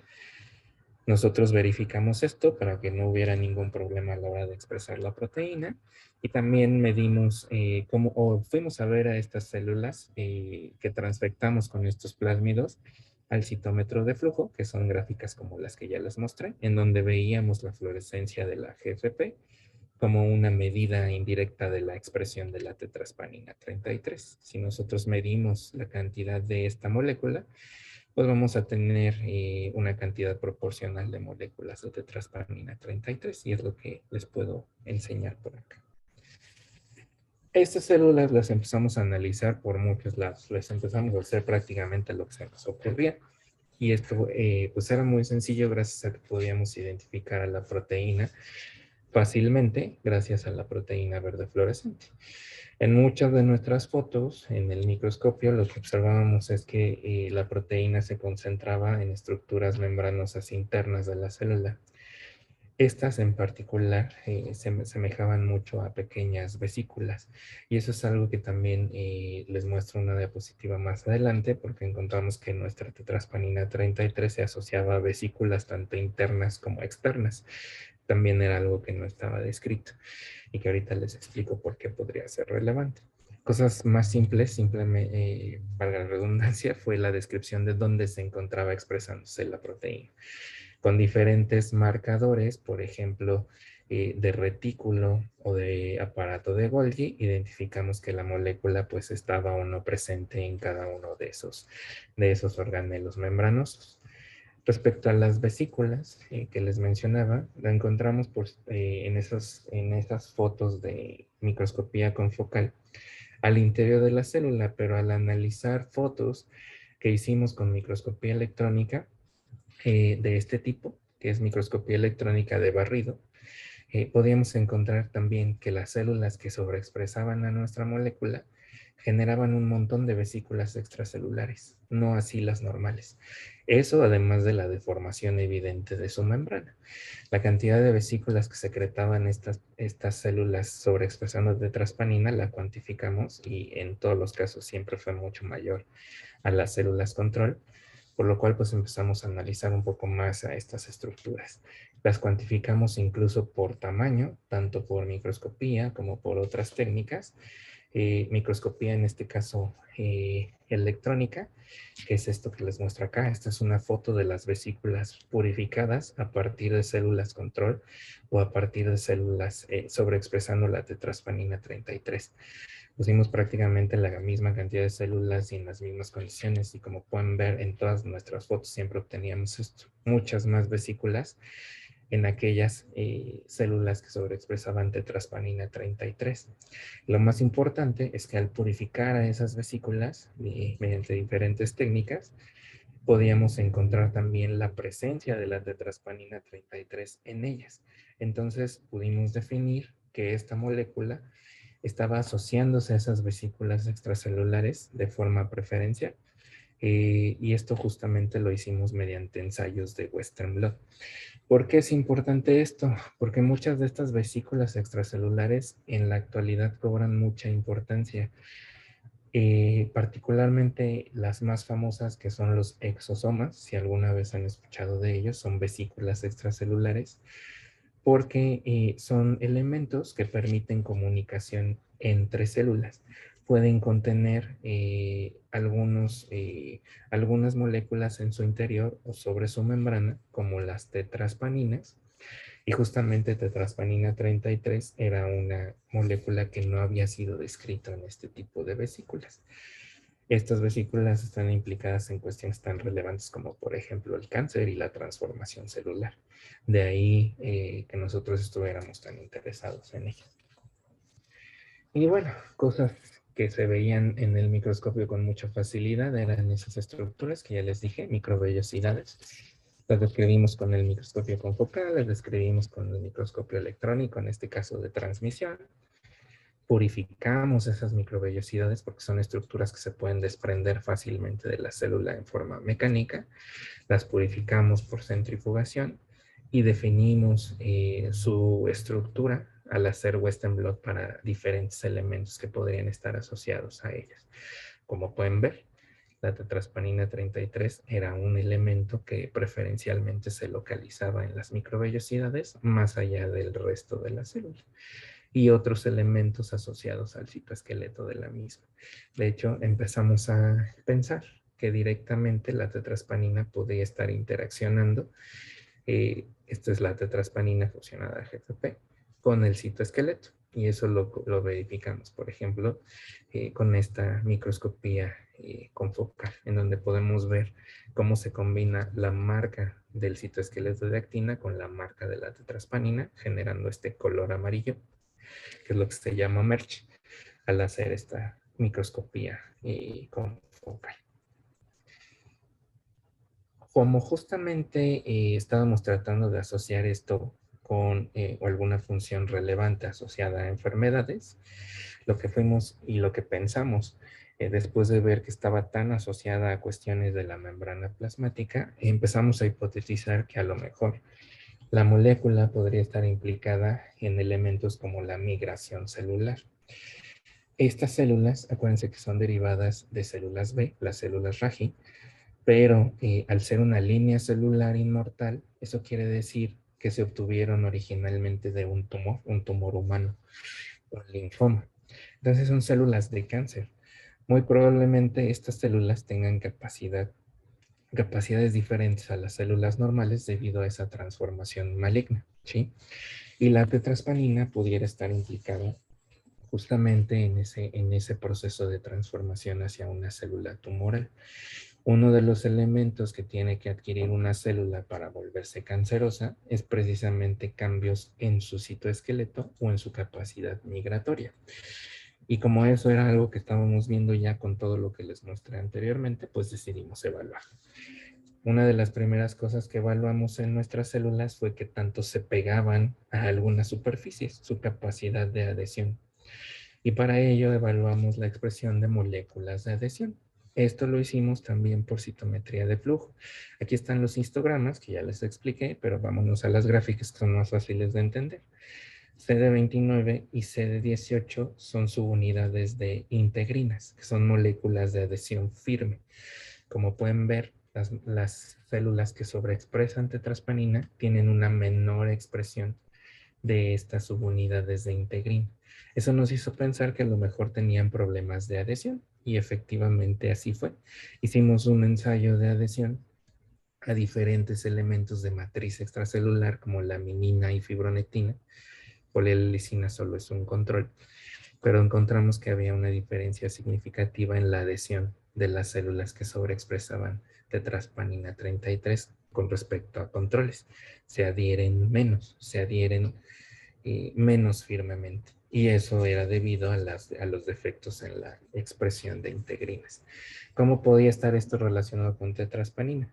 Pues muy probablemente tetraspanina 33, al asociarse a las integrinas lateralmente en la membrana, pudiera estar controlando su expresión en la parte externa de las células. No lo sabemos, eso no lo hemos analizado, pero seguramente es lo que ocurre. Y para darle mayor énfasis a esto, hicimos otro ensayo que es un ensayo de invasión. Como al final lo que queríamos era relacionar esto con cuestiones de migración celular asociadas a metástasis. Por ejemplo, lo que hicimos fue medir la motilidad celular en estos ensayos de transmigración, de ensayos transwell.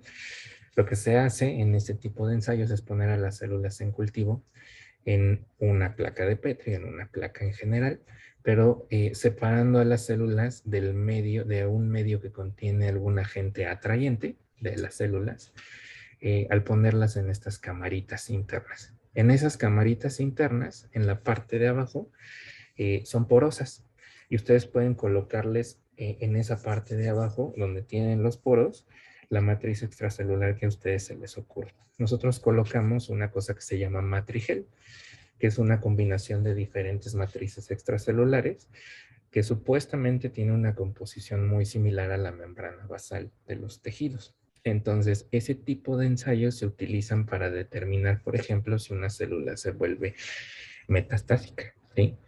Y al colocar un agente atrayente en la parte exterior de la cámara, nosotros vamos a ver la migración de las células, pero por la destrucción del matrigel. La célula puede degradar el matrigel y atravesar la superficie interior de la cámara interna. Por eso se les llama ensayos de invasión, porque para que la célula salga de esa parte interna de la cámara, tiene que degradar la matriz extracelular.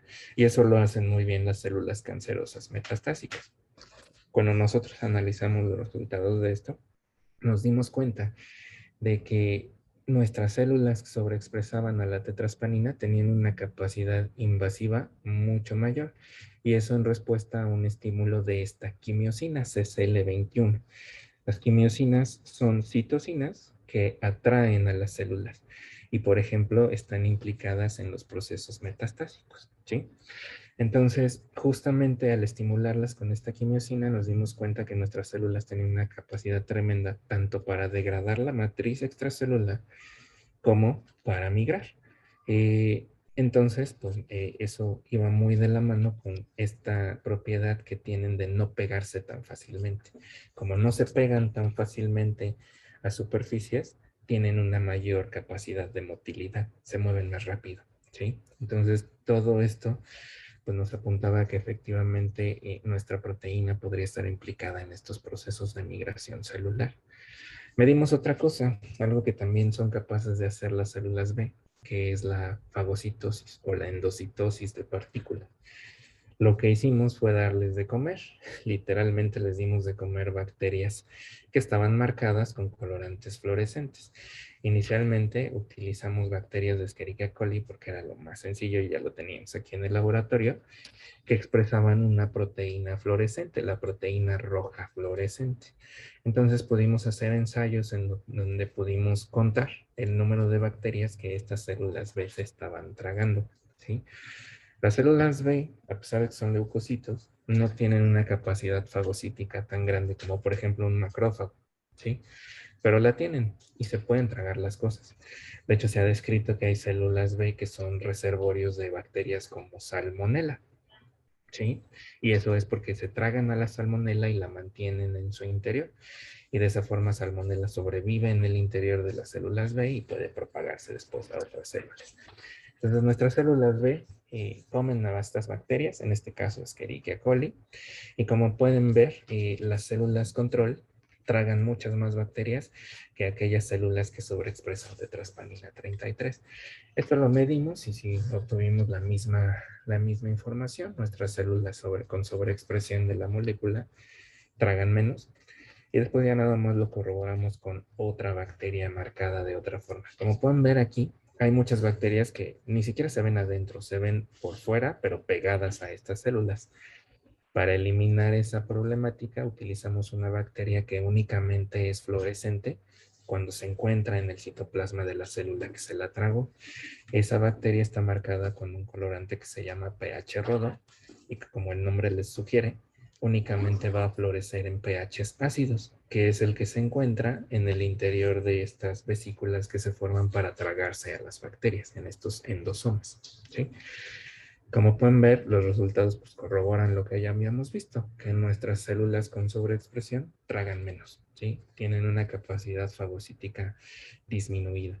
Y eso tiene que ver también con las funciones que pueden desarrollar las células B. Y bueno, derivado de esas alteraciones en la adhesión y la migración celular, decidimos medir otra cosa interesante, una propiedad física de la membrana, que se llama tensión de membrana. Y no es más que la resistencia que ejerce la membrana cuando es apachurrada, ¿sí? Si ustedes pican o hacen presión sobre la membrana de una célula, la célula se tiene que deformar en condiciones normales.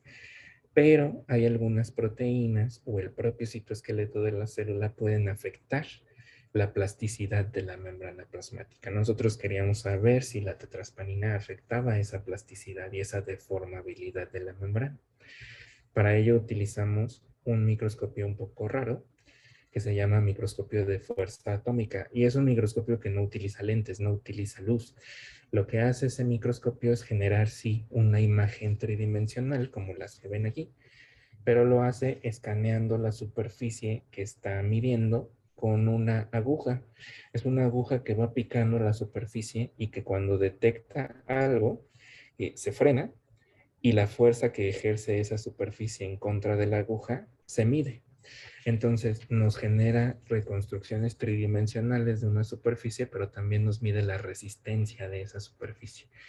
Este microscopio generalmente se utiliza para describir materiales en cuanto a estas cuestiones sintéticas y plásticos en la industria, pero nosotros encontramos a alguien que lo quiso probar en células, ya se ha probado en otros lados, entonces no fue tan descabellado. Y les llamó mucho la atención, esto lo hicimos en Ciencias Físicas de la UNAM en Morelos, tuvimos que ir hasta allá, porque justamente estas propiedades de la membrana en cuanto a que se deforme o no, también están asociadas con la metástasis. Lo que encontramos nosotros es que este es justamente cómo funciona el microscopio. Es una aguja que va picoteando la superficie y va midiendo la fuerza que se ejerce tanto para la contracción como para despegar a la aguja de la superficie. Todas esas son medidas que se pueden, digamos, juntar para generar este tipo de gráficas. Lo que les muestra esta gráfica es la tensión o la fuerza que ejerce la membrana ante la deformación de la aguja. Y como pueden ver, de nueva cuenta, las células que sobreexpresan a la tetraspanina no generan los mismos cambios en cuanto a la resistencia de la membrana que generan las células normales. Lo que tenemos en azul es la fuerza de la membrana o la resistencia de la membrana cuando se pone a las células sobre una superficie control y las células puestas sobre matriz extracelular, una fibronectina en este caso. Esto es normal. Las células sobre fibronectina se extienden, ¿sí? Se pegan a la membrana. ¿Sí? No solamente por cargas como lo hacen en la barrita control, sino que se adhieren a la matriz extracelular. Entonces la tensión cambia, por eso vemos esta diferencia. Sin embargo, las células que sobreexpresan tetraspanina no se adhieren de la misma forma, de hecho prácticamente no se adhieren como ya lo vimos en las gráficas anteriores y por eso no cambia la tensión de su membrana. Esa imposibilidad de formarse para que cambie la tensión de la membrana quiere decir que estas células tienen algo raro, están comportándose de una forma diferente. En general, esto quiere decir que son células que se pegostean menos a las superficies, que tienen más capacidad de motilidad. Y eso ya se los demostré en las diapositivas anteriores. Entonces, todo eso son cosas que generamos con el modelo justamente de sobreexpresión, pero también generamos los mismos resultados con el modelo en donde eliminamos la expresión de la tetrasparina 33. Y para eso usamos esta metodología que pues seguramente ustedes ya han escuchado hablar de ella. Perdón por el problema. Le voy a quitar esto. Este es un videíto que, bueno, se los quiero poner porque justamente define más o menos cómo funciona este sistema de CRISPR-Cas9. Que ustedes ya saben que se ganó el premio Nobel justamente las mujeres que describieron esto, las investigadoras que describieron esto hace algunos años, no mucho. Y lo importante es que es una tecnología que se basa en un sistema natural que tienen algunas bacterias. Las bacterias son susceptibles a las infecciones virales. Estos son bacteriófagos, son virus de bacterias. Y en estas infecciones bacterianas, estas infecciones virales hacia las bacterias, digamos, se enferman las bacterias, pues las bacterias también deben desarrollar mecanismos de resistencia a esos virus. Y ese mecanismo es justamente el sistema de CRISPR-Cas9. Cuando un bacteriófago infecta una célula bacteriana, inyecta su material genético, ¿sí? De esa forma. Ese material genético lo puede detectar la bacteria a través de diferentes receptores, pero algo que se describió en este sistema de CRISPR-Cas9 es que la bacteria produce algunos RNAs que van a tener homología por ciertas regiones del genoma del virus, ¿sí? Esos RNAs con homología por el virus, que es esta parte que les muestra en amarillo, se acoplan a una proteína bacteriana que se llama Cas9. La Cas9, acomplejada o pegada a esos RNAs propios de la bacteria, va a ser capaz de unirse al genoma del virus y por homología con el genoma del virus empareja ese RNA y al ocurrir eso, la proteína, que es una enzima, la Cas9, puede cortar el genoma viral. De esa forma se puede degradar el genoma viral para impedir que se replique al interior de la bacteria, ¿sí? Ese sistema es como un sistema inmunológico, por así decirlo, porque protege a la bacteria contra las infecciones virales. Incluso se ha demostrado que pedacitos de esos fagos los puede conservar la bacteria dentro de su genoma para generar esos RNAs que pueden acoplarse a la enzima Cas9. Eso para recordar, entre comillas, que alguna vez algún fago en particular la infectó y puede reaccionar de forma mucho más rápida al poner en marcha este sistema cuando llegue ese fago a infectarla en una segunda ocasión o a su descendencia. Ese sistema se puede utilizar o se puede extraer de las bacterias y se puede utilizar en células eucariotas, en células de mamífero. Hay variantes del sistema en donde se puede purificar a la proteína Cas9 y se pueden sintetizar a los RNAs por fuera y con eso, todo eso se mete como complejo a las células. Y también hay variantes que nos permiten expresar tanto a la enzima como a esos RNAs a través de plásmidos en células eucariotas. Cuando ese complejo enzima-RNA se une a ciertas regiones de nuestro genoma, gracias a estos sitios que se llaman PAMs, pues puede hacer exactamente lo mismo que hizo con el genoma viral. Puede recortar ciertas regiones y esos recortes pueden permitirnos editar nuestro genoma. Esa edición del genoma es justamente la aplicación que le dieron a este sistema y por lo que se ganaron el premio Nobel, que son estas doctoras que están por aquí abajo. Entonces, con esta videito queda un poco más claro. Lo que hicimos nosotros en cuanto a CRISPR-Cas fue justamente una de esas opciones.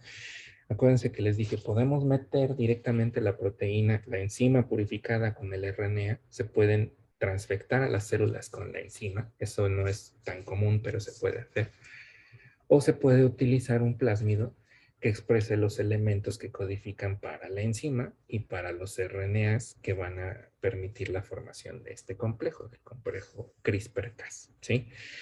La bacteria, dentro de su genoma, tiene este locus, que es todo lo que se necesita para echar a andar el sistema. Principalmente el gen que codifica para Cas9, que es la enzima, y dentro de ese locus también tenemos a los RNAs que se van a necesitar acoplar a esa enzima para que este complejo se pueda unir al RNA extraño que entre, por ejemplo, de un virus.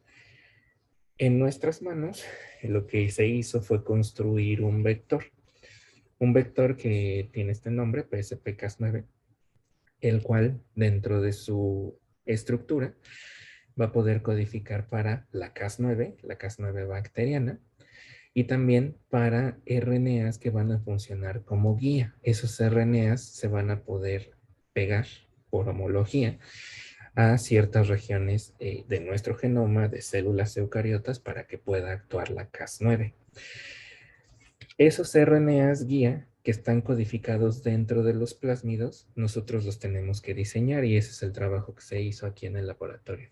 Diseñamos varias guías que tenían cierto score de calidad. Este score se midió con una aplicación en línea del MIT, que ustedes pueden entrar ahí en esta página que está de este lado, y justamente nos permitía evaluar varios candidatos de guías de RNA para que fueran específicas para el gen de nuestro interés, en este caso obviamente para tetraspanina 33. Estas fueron las guías que elegimos, y con esto se generaron 3 diferentes plásmidos. Esos 3 diferentes plásmidos con 3 diferentes guías son los que utilizamos para transfectar a nuestras células. Los plásmidos se caracterizaron, se hizo secuenciación y se caracterizaron, como ya les he mencionado en las diapositivas anteriores, por digestión con enzimas, para ver que todo estuviera bien. Y lo que hicimos fue con esos plásmidos transfectar a nuestras células, a las mismas células Raji que habíamos estado utilizando. El sistema que empleamos, lo que nos permitía, por colocar a las guías en cierta posición, lo que nos iba a permitir era hacer cortes con la enzima Cas9 en 2 regiones en particular. En una región que atravesaba al exón 2 y en otra región que atravesaba al exón 3 del gen de tetraspanina 33. De esta forma, y si teníamos suerte, se iba a generar una recombinación entre estos 2 extremos con la eliminación de todo este fragmento. Es decir, íbamos a tener la fusión de los exones 2 y 3. Nos iban a quedar incompletos, de un lado un pedazo del exón 2 y del otro del exón 3, con lo cual íbamos a generar una proteína que perdiera su marco de lectura. Es decir, que a la hora de traducirse, pues simplemente no se iba a traducir como tetraspanina 33, sino como otra cosa rara que al final terminara degradándose al interior de la célula. De esa forma podríamos tener una célula que dejara de expresar tetraspanina 33. Eso es lo que hicimos. Transfectamos con estos plásmidos que contenían a Cas9 y los RNA guía en nuestras células Raji. Como este plásmido afortunadamente codifica también para la proteína verde fluorescente, no está mostrado, pero vamos a decir que por aquí afuera también codifica para la proteína verde fluorescente. Las células que captaban a nuestro plásmido después de la electroporación, ya les expliqué qué es eso, pues iban a volver verdes. Entonces todas las células transfectadas positivamente con Cas9, expresando Cas9, iban a expresar proteína verde fluorescente también.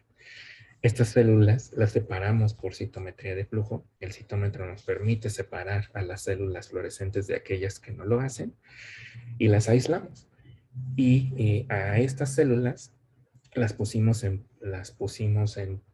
placas de pozos de 96 pozos, haciendo diluciones limitantes, con la idea de que en cada uno de los pozos nos quedara una sola célula. Eso es un trabajal, e hicimos muchísimas placas de 96 pozos, pero al final aislamos células únicas en varios de esos pozos que crecieron para darnos una línea celular independiente. Cada una de esas líneas fueron evaluadas después con los anticuerpos por Western blot para ver si expresaban o no tetraspanina 33. Y aquí les muestro el ejemplo de la que terminamos usando al final. Una línea celular en la que pues veíamos la expresión baja de tetraspanina 33, le llamamos así, aunque en realidad no sabemos si es heterocigota o no. Pero detectábamos poca expresión de la tetraspanina 33 con respecto a las células control. Seguramente, insisto, es porque de alguno de los alelos todavía tenemos un poco de la expresión de la tetraspanina 33. El punto es que logramos bajar la expresión de la misma en estas células. Y con esas hicimos los mismos ensayos que ya les mostré. Ensayos de adhesión y ensayos de invasión. Y tenemos el comportamiento opuesto. Las células que llamamos deficientes de tetraspanina 33 tienen mayor adhesión a la matriz extracelular e invaden menos, degradan menos la matriz extracelular. Es todo lo contrario a lo que les mostré. Y también medimos todas las cosas que ya les mostré. En todos los casos nos daba el comportamiento opuesto. Entonces, con esto, pues pudimos concluir que efectivamente nuestra proteína estaba participando en esos procesos y muy probablemente regulando la migración y la adhesión celular, pudiendo esto estar asociado a fenómenos de metástasis si lo llevamos a un contexto de cáncer. Entonces, gracias a esto, pues pudimos publicar este trabajo. Todo lo que les mostré al final se resume en este artículo, que nos costó mucho trabajo. Como pueden ver, hay mucha gente involucrada porque, bueno, muchísimo tuvo que hacerse para realizar estos experimentos aquí en México, montando en muchas ocasiones estas metodologías que, pues, para a mí en particular, pues, eran hasta cierto punto desconocidas, pero bueno, todo salió bien. Este artículo se publicó, pues, ya a finales de 2020, ya tiene un rato. Y bueno, pues ya nada más para terminar un poquito antes de lo que me comentaban, pero bueno, pues agradecerle a la gente que trabaja conmigo, prácticamente mis estudiantes que son los que han hecho todo este trabajo. Insisto, muchos de ellos, incluso los que ven aquí, ya más que nada estamos dedicados a enfermedades autoinmunes y a COVID, pero pues Itze, que está aquí, y Ernesto, que ya no está en esta foto, que ya se nos fue a estudiar a Suiza, el doctorado, pues fueron los que desarrollaron la mayoría de estos experimentos de tetraspanina 33. Aunque también Rodrigo y Sandy hicieron algunas cosas. Y bueno, pues nada más agradecer a la gente que está aquí mostrada. Y bueno, pues eso sería todo. No sé si tengan alguna pregunta. Jóvenes, ¿alguna duda? Aprovechen al doctor. Creo que no, Doc. Muchas gracias. Sí tengo una duda. Adelante. Casi al principio de la presentación dijo que casi en cualquier momento podían eliminar los CRE, pero ¿a qué se refiere con cualquier momento? Eso no se los expliqué y de hecho me gusta mucho tu pregunta.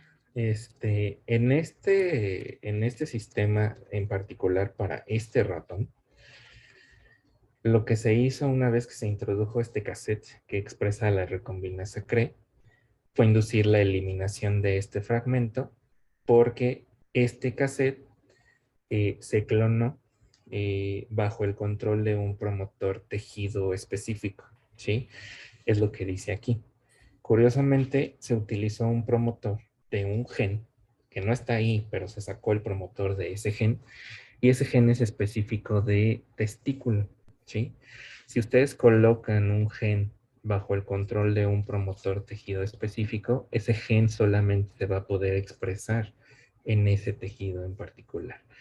Esto se hizo así, bajo el control de un promotor de testículo, para que pues las células hematopoyéticas embrionarias, que obviamente tienen que pasar por gónadas, en este caso, pues sean las que tuvieran la modificación, en los ratones machos, obviamente. Entonces, con ese sistema, pues se aseguraron de poder utilizar esas células en particular.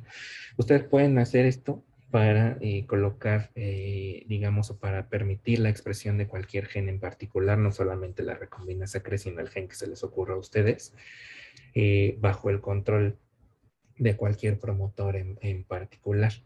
Lástima que aquí no tengo una foto de eso, pero bueno, se los voy a enseñar en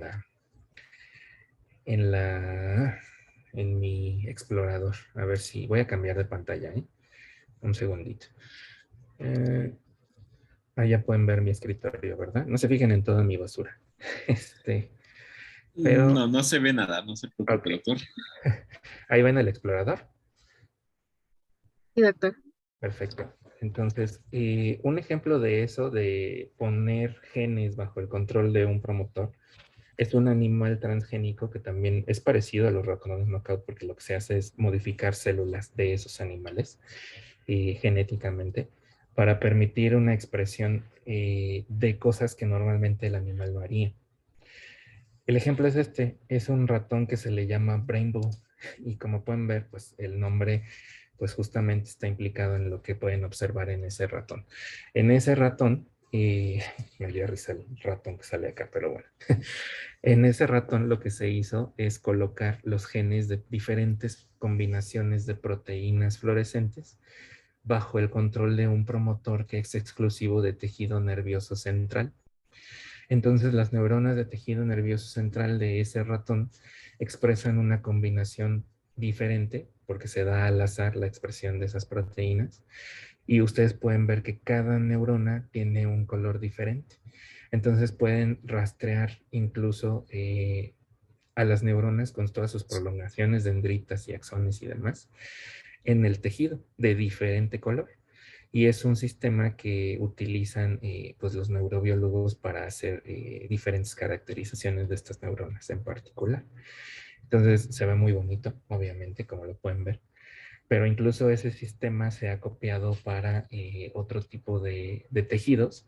Por ejemplo, estas de acá, creo que más que nada son microvellosidades, porque ustedes pueden poner a esas proteínas fluorescentes bajo un promotor que solamente permite expresión en intestino.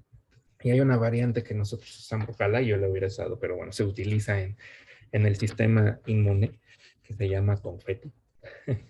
Y eso es porque el ratón confeti, pues lo que hace es expresar, prácticamente se ve así, no encuentro ningún ejemplo, pero el ratón confeti lo que tiene es que muchas de sus células, por ejemplo, se parece mucho, no sé si lo sé, pero muchos leucocitos en el interior de los órganos linfoides se pueden apreciar con diferentes colores.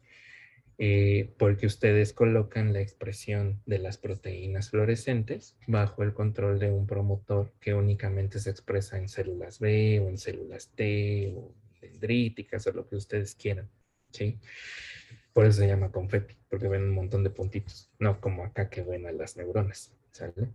Entonces, en el caso de esos ratones, lo que se hace es justamente también expresar a la recombinasa CRE con ese sistema LOXP para que corte en diferentes regiones y los cassettes que ustedes metieron que contienen a las diferentes proteínas fluorescentes se corten al azar. Por eso cada célula expresa una combinación diferente de proteínas y se ven de diferentes colores.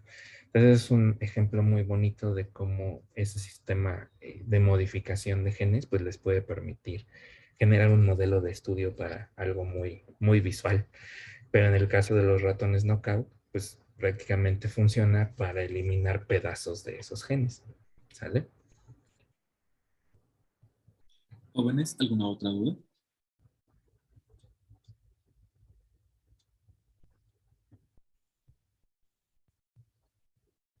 Bueno, creo que no. Doctor José Luis, pues quisiera yo antes que nada pues agradecerle por haberse tomado el tiempo para esta sesión. Eh, creo que, bueno, no creo, estoy seguro que cumplió con la expectativa de justamente poder mostrar a los chicos cómo el uso de los conocimientos de las vías de información génica y bueno, aunado a otras técnicas, como bien comentaba usted, de química inorgánica, pues nos permite a nosotros poder generar sistemas los cuales nos llegan a permitir resolver problemas de biología celular y obtener resultados, los cuales nos van a permitir generar información con la cual nosotros vamos a poder responder, interpretar, conocer cómo funcionan todavía de mejor manera los sistemas biológicos. En verdad, un gusto haberlo tenido y bueno, esperemos molestarlo en otras ocasiones de nuevo. Molestia, cuando quieran. Muchas gracias. No, pues en breve le haremos llegar su constancia por parte de Félix Tecala UNAM como ponente de esta sesión y pues le agradezco mucho de nuevo y bueno, creo que eso sería todo por el día de hoy. Gracias a ustedes. Muchas gracias, doctor. Entonces, espero verlos pronto. No, fabuloso. Y en breve también ya me comentó Arturo Salinas, ¿no? Que para la siguiente sesión, bueno, o sea, el siguiente semestre va a requerir alumnos. Entonces también ya está contemplado Sí, usted y la exactamente. doctora. Sí, sí, sí. Les digo, Magnífico. como a esta vez pues ya estoy un poco lleno. Y les digo, incluso hay una chica que salió de ahí, que está trabajando conmigo, pero Sí. en su momento espero tener a alguno de ustedes por acá, con mucho gusto. Pues muchísimas gracias por todo.